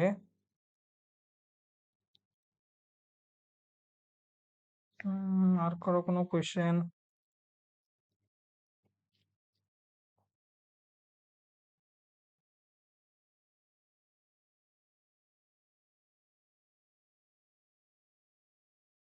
আচ্ছা, না আর কোনো কোয়েশ্চেন যেহেতু নাই, আমি এখন সামনে যাই। ওকে, সো চলো ম্যালাসের সূত্রটা, যেহেতু শর্ট সিলেবাস আছে সেহেতু তো আসলে আমার এত কিছু দেখানোরও নাই, জাস্ট একটু বলি। খেয়াল করো, আমরা কিন্তু অলরেডি একটা জিনিস বলছি যে আই যেটা বের হবে ইজ ইকুয়াল টু কি হয়, যেটা বের হয়, হ্যাঁ, ওইটা আসলে তার যে তীব্রতাটা সেটার সমানুপাতিক হয়, তাই না? তীব্রতাটার সমানুপাতিক হয়। আচ্ছা, মানে আই আসলে কি, এর সমানুপাতিক হয়, আই এর ভ্যালুটা। সো আই এর ভ্যালুটা যদি আমার এ স্কোয়ারের সমানুপাতিক হয়, এখন একটা জিনিস দেখো, আমার এবার দেখো, আমার যে অ্যাক্সিসটা, হ্যাঁ, এই অ্যাক্সিসটা লাইক প্রথমে আমার যেই আলোটা বের হচ্ছিল, ধরো আমি যদি বলি, এই যে ধরো প্রথমে আলোটা আমার এখান থেকে যেই মানে পুরো আলোটা বের করছি, বাট এখন দেখো আর যে অক্ষটা মানে আলো এবার কিন্তু পুরোটা বের হইতে পারবে না, বের হবে কতটুকু অংশ। খেয়াল করো, এই আলোটা কিন্তু বেঁকে গিয়ে এই লাইনটা বেঁকে গিয়ে কিন্তু তার এই সেকশনটুকুকে জাস্ট বের করবে। সে কিন্তু বেঁকে গিয়ে জাস্ট তার এই অংশটুকুকে বের করবে, এই অংশটুকুকে, হ্যাঁ? ধরো একটা লাইনের ক্ষেত্রে বুঝাচ্ছি, এই অংশটুকুকে বের করবে আলটিমেটলি। তাইলে এই জায়গাটাতে আমার বের হচ্ছে কতটুকু, যেই আইটা নিয়ে আসছি, এটা যদি আমার থিটা হয়, তাহলে খেয়াল করো যে বের হচ্ছে তাহলে উপাংশটা খেয়াল করো তো, যে আমার যে এইটার কতটুকু অংশ বাইরে বের হচ্ছে। এই যে আলো, এই লাইনটা কিন্তু বেঁকে গেছে, তাহলে কতটুকু অংশ বের হচ্ছে গিয়ে আই ইজ ইকুয়াল টু কত, I1 divide equal to I0/2। তাহলে এতটুকু অংশ যদি বের হয়, আমি যদি উপাংশে বিভাজন করি, তার মানে আমি যদি দ্বিতীয় কেসে এই অংশটাকে বলি I2, হ্যাঁ, তাহলে I2 এর জন্য দেখো, আমার আগে যেই বিস্তারটা ছিল সেই বিস্তার কিন্তু এখন পুরোটা বের হইতে পারে নাই। এখন আগের বিস্তারের কতটুকু অংশ বের হয়েছে। আচ্ছা, এখানে আসলে সমানুপাতিক হবে বা একটা কে হবে। আচ্ছা, ওকে, সো এখন আগের যে বিস্তার তার থিটা উপাংশ কিন্তু বের হইছে এবার, তাই না? তাহলে আমি বলতে পারি I2 কত, I2 তে আসলে কি কতটুকু বের হইতেছে। আচ্ছা, I2 পরে আগে আমি বিস্তারটা লিখি, বিস্তার মানে A2 কত, A2 মানে বিস্তারটা যে বের হচ্ছে এই অংশটাতে কতটুকু বিস্তার বের হচ্ছে। আগের বিস্তার যদি আমি বলি এ, এই অংশটাতে এ বললে, এই অংশটাতে আমাদের বিস্তারের তো চেঞ্জ করিনি, সো এখানে আমি ধরলাম এ। ওকে, সো এখন অর্থাৎ আই নোডের জন্য আমি ধরতেছি এ, মানে সরি I1 এর জন্য বিস্তারটা হচ্ছে এ ধরলাম। ওকে, সো এ। এখন দেখো এই যে বিস্তারটা, সো এ বিস্তারের কতটুকু অংশ আমি এবার বাইরে বের করছি। এ বিস্তারের cos থিটা যে উপাংশটা, ওর এই যে এতটুকু থিটা উলম্বের সাথে কিন্তু খেয়াল করো, আবার অনুভূমিকের সাথে ভাইবো না। তাহলে কতটুকু উপাংশ আমি বের করছি, এ cos থিটা। ওকে, আচ্ছা, এতটুকু আমি উপাংশ কিন্তু বাইরে বের করছি। তাহলে এখন যদি আমি বলি যে I2 এর ভ্যালুটা কত হবে, I2 এর ভ্যালুটা হবে কে ডট, যেহেতু কনস্ট্যান্ট, A2 এর স্কয়ার মানে a স্কয়ার cos স্কয়ার থিটা। ওকে, আচ্ছা, এখন একটা মজার জিনিস দেখো তো, সেটা হচ্ছে এইখানে যদি আর কি কে, তার মানে আমি যদি বলি যে I1 ইজ ইকুয়াল টু হচ্ছে, ওকে, এইটাতে এই ক্ষেত্রে আসলে বলাটা উচিত না, তাইলে আবার কনফিউশন লাগবে। এইখানে বলি, কারণ নইলে তো আই এর ভ্যালু আলাদা, তখন তো কে চেঞ্জ হয়ে যাচ্ছে। এটা আসলে অসমবর্তিত আলো না, আমরা সমবর্তিত আলো নিয়ে ডিল করতেছি। তো এখন এই ক্ষেত্রে I1 এর ভ্যালুটা যদি হয়, খেয়াল করো, I1 এর ভ্যালুটা যদি হয় কে ডট এ স্কোয়ার, হ্যাঁ, আমি এইখানে এ ধরলাম বিস্তার, K dot A square. So K dot A square যদি আমার এই ক্ষেত্রটাতে হয়, তাহলে একটা জিনিস দেখো, এই অংশটা কি, এই কে ডট এ স্কোয়ারটা অ্যাকচুয়ালি কি, এইটাই তো আমার I1, তাহলে I1 cos স্কয়ার থিটা। ওকে, তাহলে I2 is equal to what, I1 cos square theta. This is our formula, এটাকে বলা হয় হচ্ছে ম্যালাসের সূত্র। দিস ইজ আওয়ার ম্যালাসের formula. Okay, so I2 equal to I1 এর cos square theta. That means what, আমি যদি একটা আই তীব্রতার আলোকে পাস করি, পোলারাইজার যদি উলম্বের সাথে থিটা কোণে ঘোরানো থাকে, আমার বের হওয়া আলোর তীব্রতা হবে আগের তীব্রতার into cos square theta. So আমাদের এই ফর্মুলাটাই হচ্ছে এখানে দেয়া আছে যে I1 cos স্কয়ার থিটা, অর্থাৎ আমি যদি I1 এর ভ্যালুটা বসাই তাহলে I0/2 cos স্কয়ার থিটা হবে। আচ্ছা, আর এখন আমরা এই রিলেটেড কয়েকটা এমসিকিউ দেখি। বলছে নিচের কোন তরঙ্গের পোলারায়ন সম্ভব নয়, এখানে অনেক কথাবার্তা লেখা আছে। কোন ধরনের তরঙ্গের পোলারায়ন সম্ভব নয়, এটা অ্যান্সারটা হচ্ছে গিয়ে শব্দ তরঙ্গ। সো দেখো, এটা শুধু আর তরঙ্গের ক্ষেত্রে প্রযোজ্য পোলারাইজেশন। আচ্ছা, সো এখন শব্দের ক্ষেত্রে আসলে কিভাবে সম্ভব নয় খেয়াল করো। এখানে অনেক কথাবার্তা লেখা, পোলারাইজেশন হলো এমন প্রক্রিয়া ব্লা ব্লা, পোলারাইজেশন হয় পানির তরঙ্গের উপরিভাগে ট্রান্সভার্স আংশিক পোলারাইজেশন সম্ভব। আচ্ছা যাই হোক, এত কিছু আমাদের দরকার নাই। আলো হচ্ছে একটা আর তরঙ্গ। এখন মানে শব্দ তরঙ্গের ক্ষেত্রে ব্যাপারটা কি রকম? শব্দ তরঙ্গের যে চলনটা হয় কোন দিকে খেয়াল করো। শব্দ তরঙ্গের যে চলনটা, লাইক শব্দ যদি একটা উৎপন্ন হয়, সব মানে তার যে এনার্জি ফ্লো করার দিকে, আমি একটা শব্দ উৎপন্ন করতেছি, তাহলে যে কণাগুলোর দিক হচ্ছে এই দিকে, তাই না? দেখো এনার্জির মুভমেন্টটাও এইদিকে, কণার মুভমেন্টটাও কিন্তু এইদিকে। এখানে কিন্তু মাল্টিপল তলে কণাগুলো কাঁপার চান্সটা নাই। মাল্টিপল তলে কি কণাগুলো কাঁপতেছে না, কিন্তু মাল্টিপল তলে কিন্তু কণাগুলো কাঁপতেছে না। তো এই ধরনের কেসগুলোতে যেমন আলো, আহ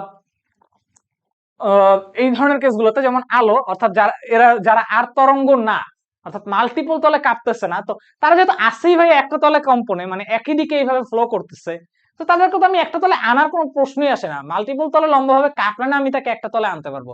এই ধরনের কোনো কেসই আসলে এখন এক্সিস্ট করতেছে না এই ক্ষেত্রে, তাই না? তো একটা তরঙ্গে আনার তো কোনো প্রশ্নই আসে না। দ্যাট মিনস আসলে কোন তরঙ্গের পলায়ন সম্ভব না? শব্দ তরঙ্গের।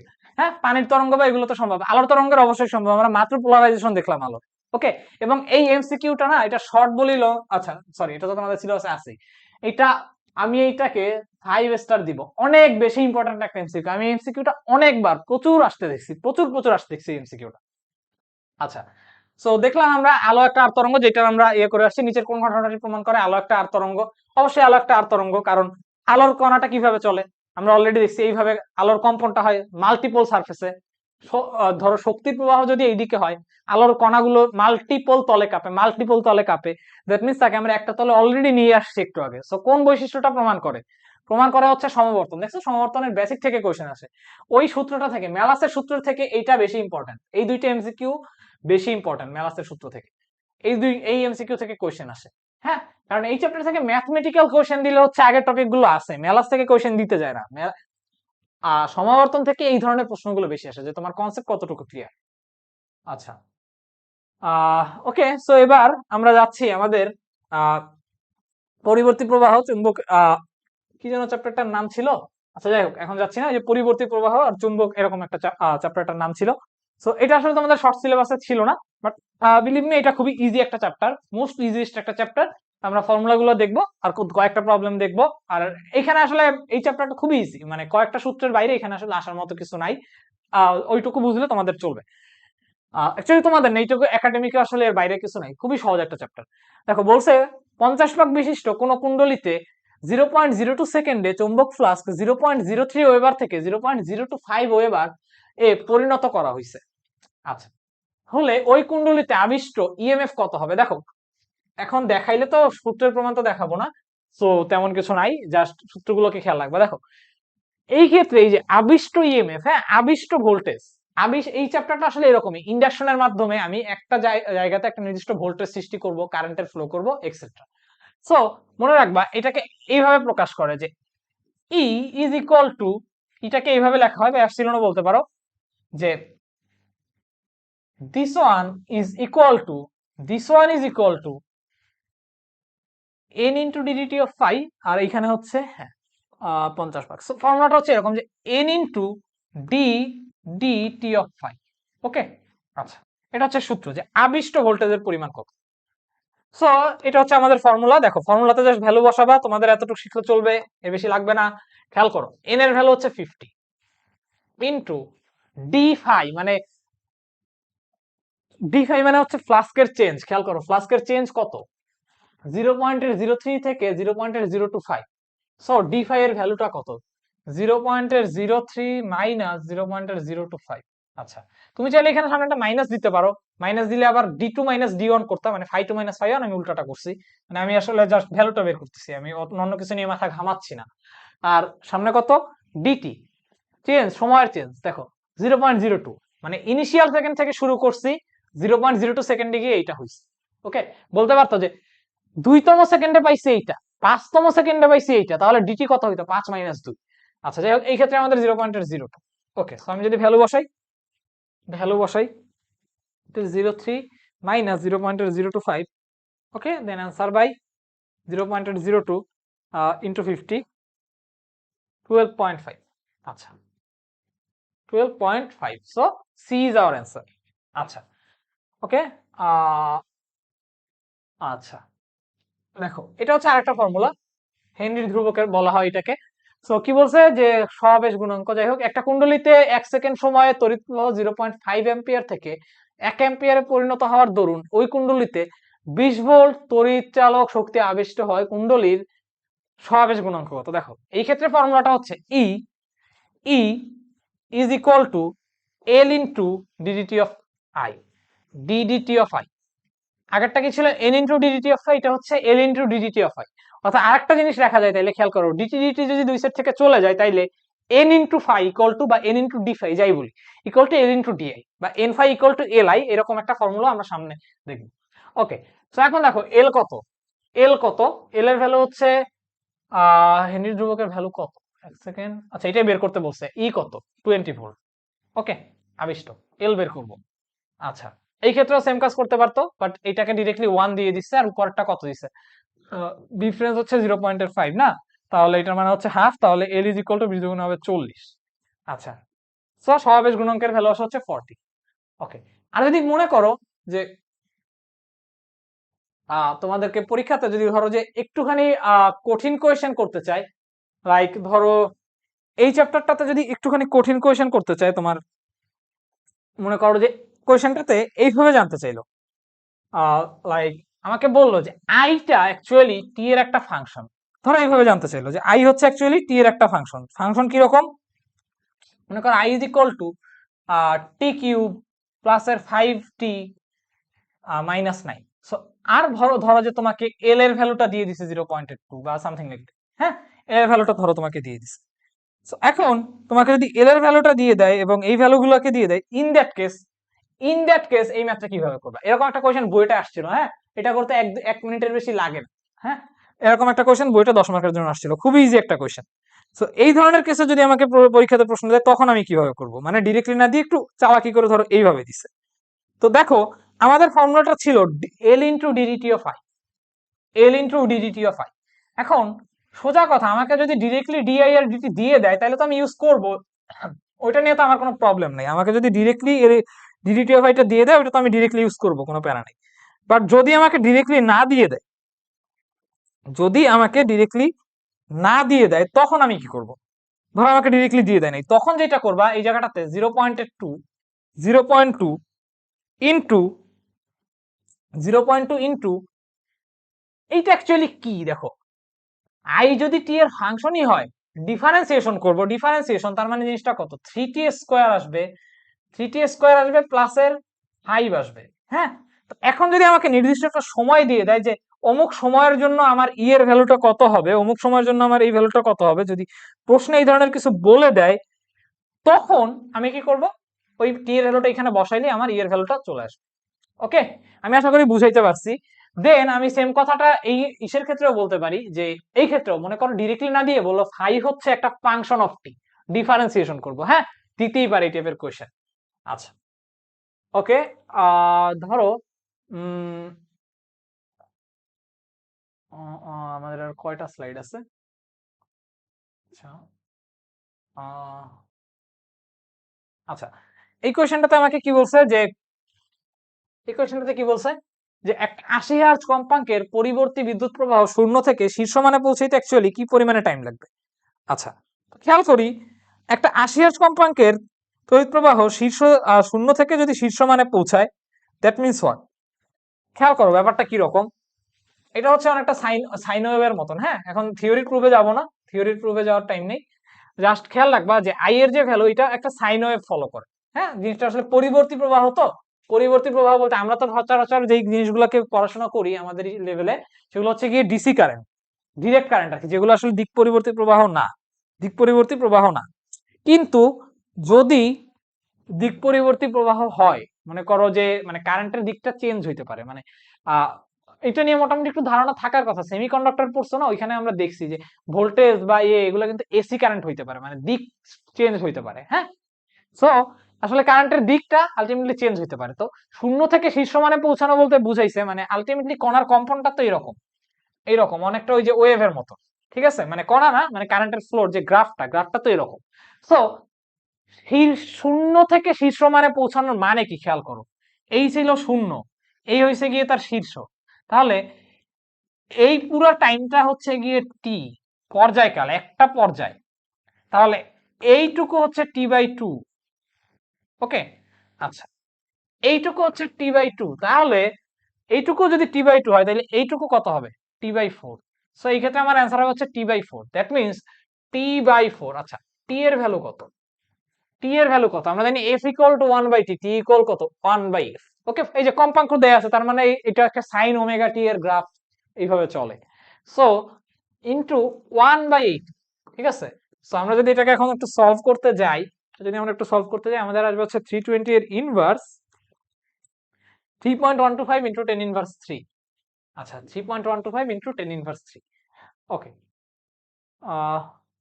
বাদ পড়ছে, আচ্ছা এখানে একটা কোয়েশ্চেন বাদ পড়ছে, সলিনয়েড বলছে 400 পাক বিশিষ্ট একটা সলিনয়েডের আবেশ 8 মিলি হেনরি, হেনরির ধ্রুবক, এবং এটাকে বলা হচ্ছে হেনরি, হ্যাঁ হেনরি ইউনিটটা এলএফ।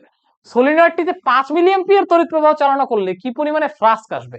ওকে, দেখো কি কি ভ্যালু দেয়া আছে প্রশ্নে, এটা হচ্ছে এন, এন দেয়া আছে, এল দেয়া আছে, আই দেয়া আছে, ফাই জানতে চাইছে, ফ্লাস্ক মানে হচ্ছে ফাই। ওকে, ফ্লাস্ক মানে হচ্ছে ফাই।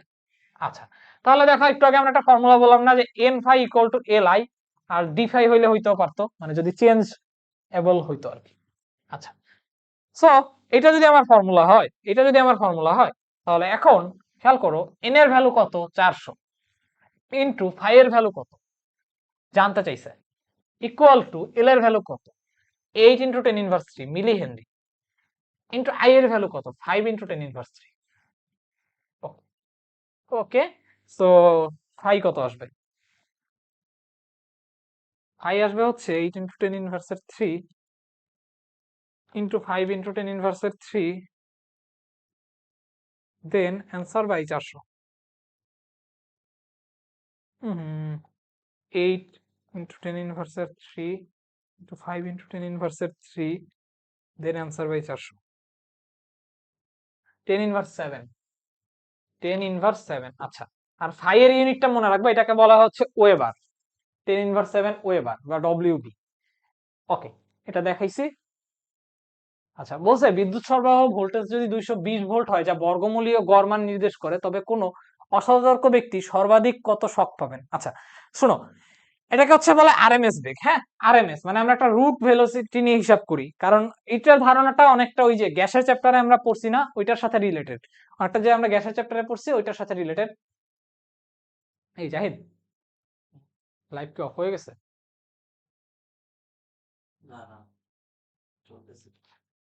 আচ্ছা, সো যেটা বলতেছিলাম যে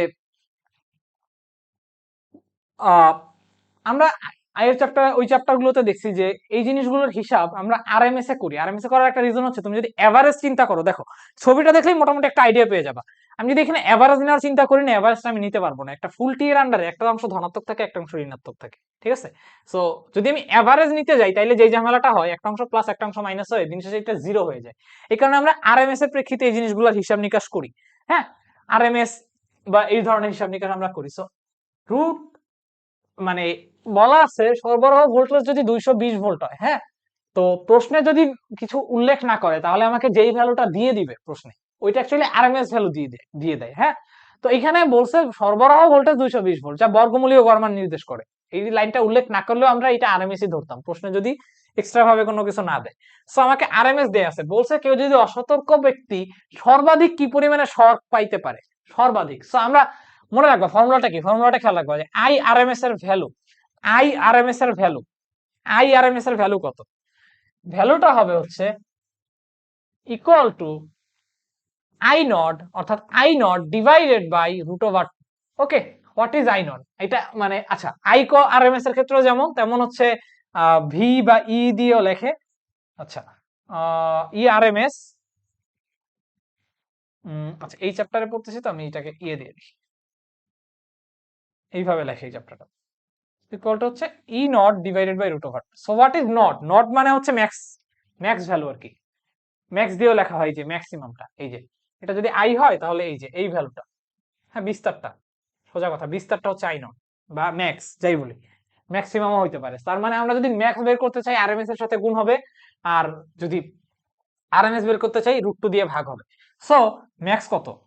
ম্যাক্স হবে হচ্ছে 220 ইন্টু √2। ওকে, সো দেখি এটা কত আসে। অ্যাপ্রক্সিমেশন নিতে হবে কারণ দশমিক আসবে বুঝে যাচ্ছে, 311.1 সামথিং, অর্থাৎ our answer is D number. Okay, এই কোশ্চেনটা দেখি, বলা আছে যে একটা ট্রান্সফরমারে প্রাইমারি কয়েলের প্যাচ সংখ্যা দেয়া আছে, সেকেন্ডারি কয়েলের প্যাচ সংখ্যা 1000। প্রাইমারি কয়েলে যদি আমরা 6 ভোল্টেজ ডিসি দেই, 6 ভোল্টেজ ডিসি দেই, তাহলে আর কয়টা স্লাইড বাকি?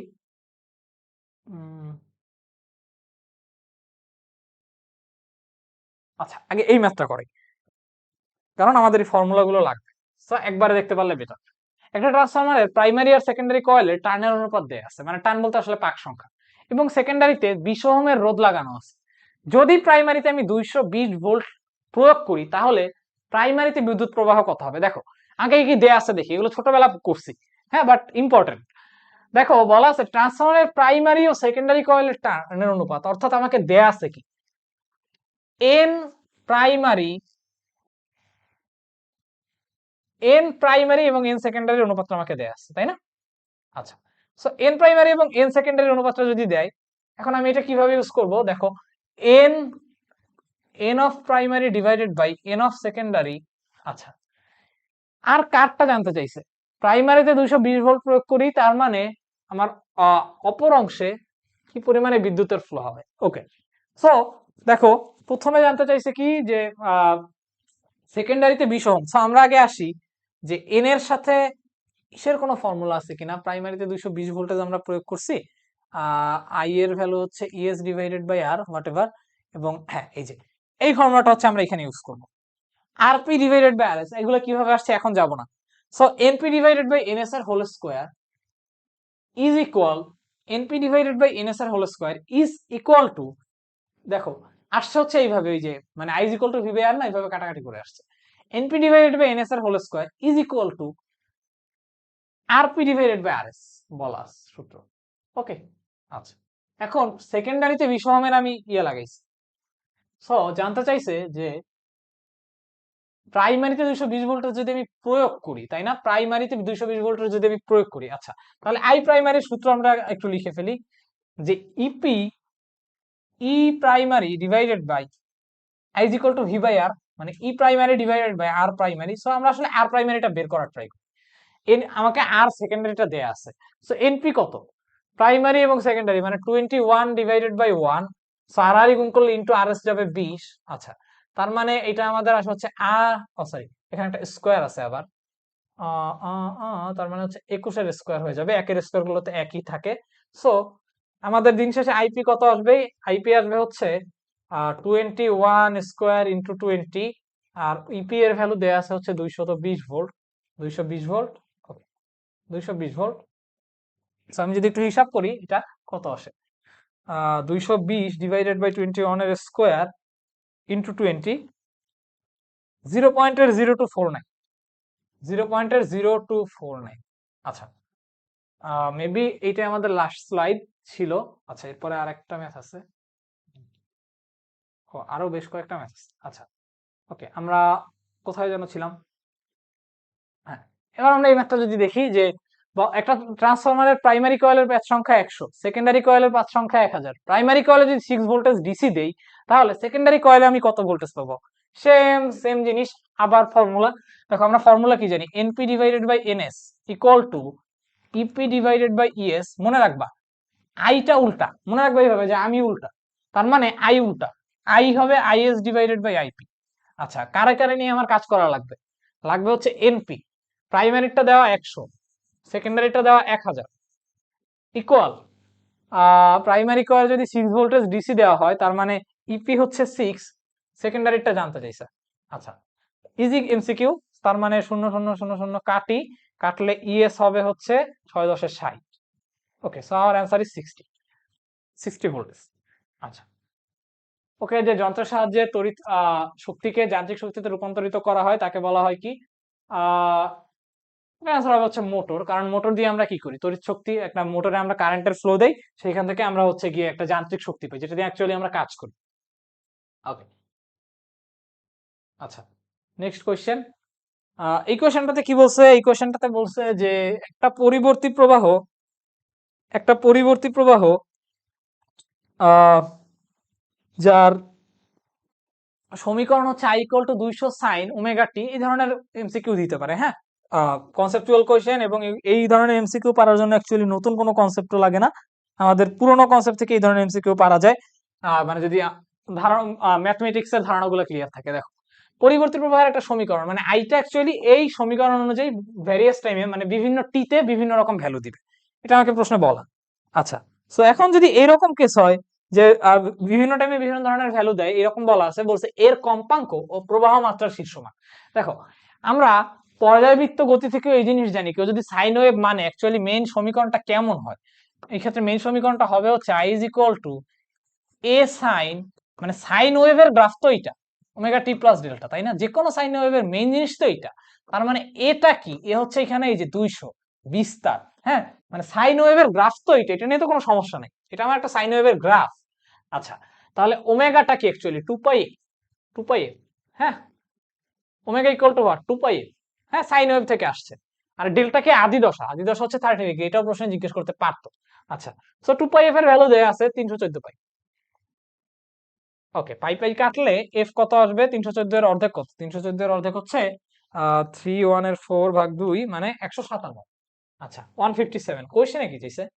কোয়েশ্চেনে চাইছে হচ্ছে কম্পাঙ্ক প্রবাহ মাত্রা শীর্ষমান। শীর্ষমান মানে হচ্ছে নড, নড হচ্ছে 200, অলরেডি আমরা জানি। শীর্ষমান হচ্ছে 200।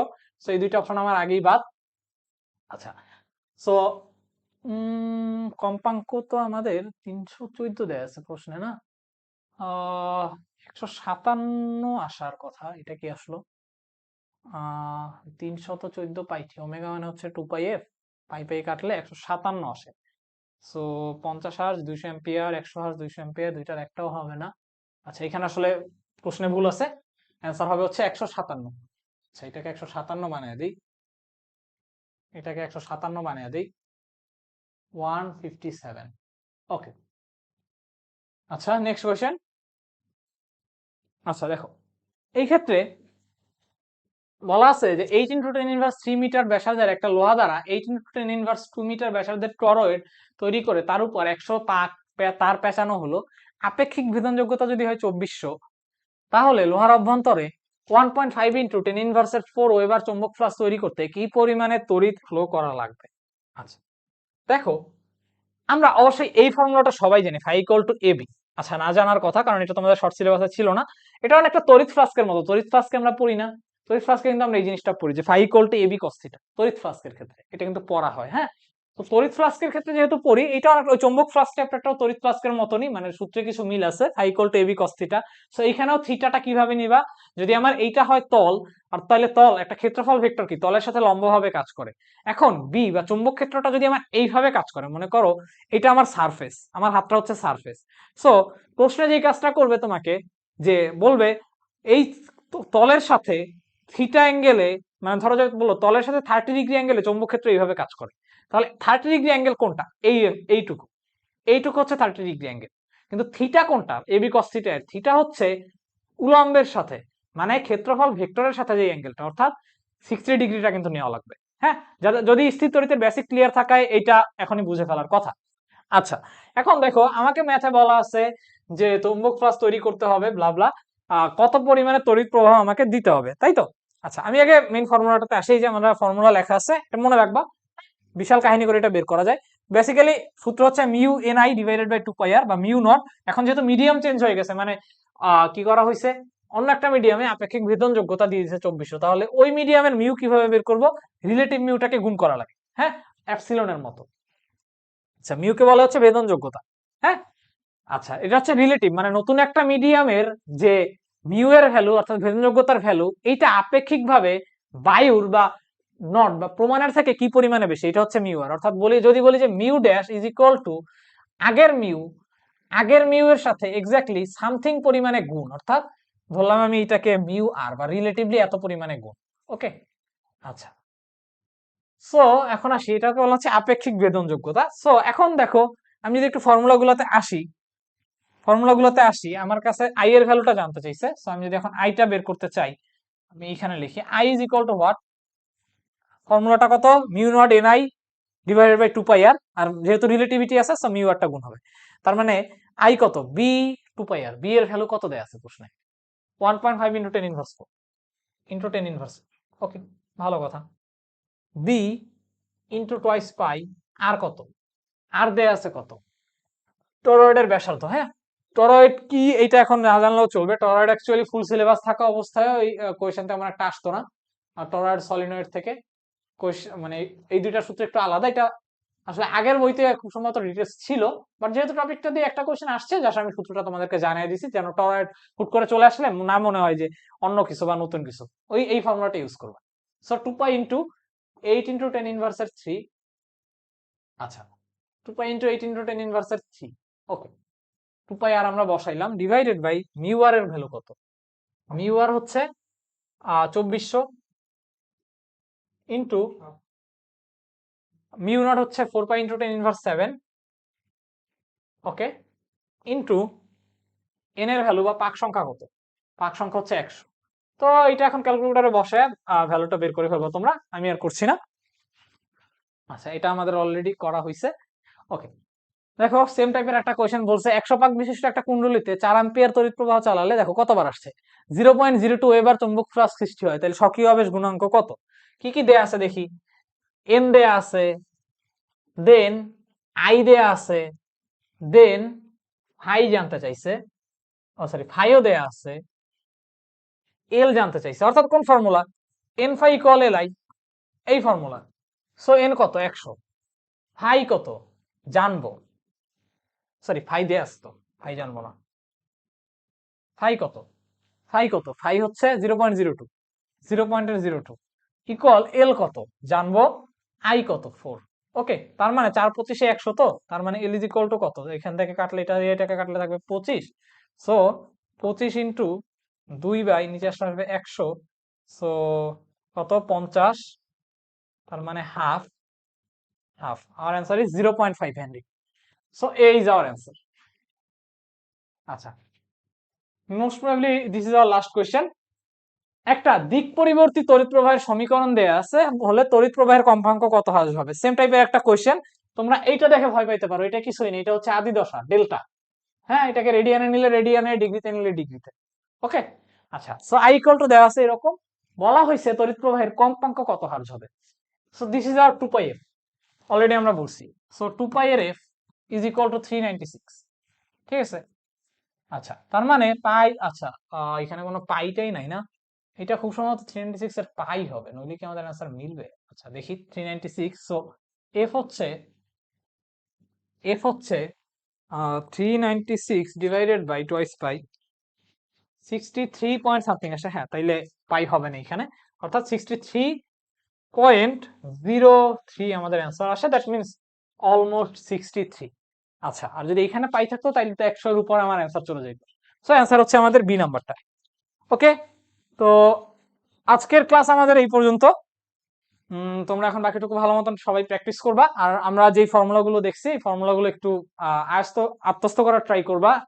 কিভাবে আসছে এটা এখন বুঝতে গিয়ে টাইম নষ্ট করার কোনো দরকার নাই, এটা আসলে একাডেমিক এর সময়ের কাজ, অ্যাডমিশনের সময় এইটা না যে এই ফর্মুলা কিভাবে আসছে বা ডিরাইভেশনে আমি টাইম ওয়েস্ট করবো। অ্যাডমিশনের মেইন কাজটা হচ্ছে গিয়ে একটা ফর্মুলাকে কিভাবে অ্যাপ্রোচ করতে হয়, কিভাবে একটা ফর্মুলা ইউজ করে প্রবলেম সলভ করতে হয়, সেই দিকটাতে ফোকাস করা।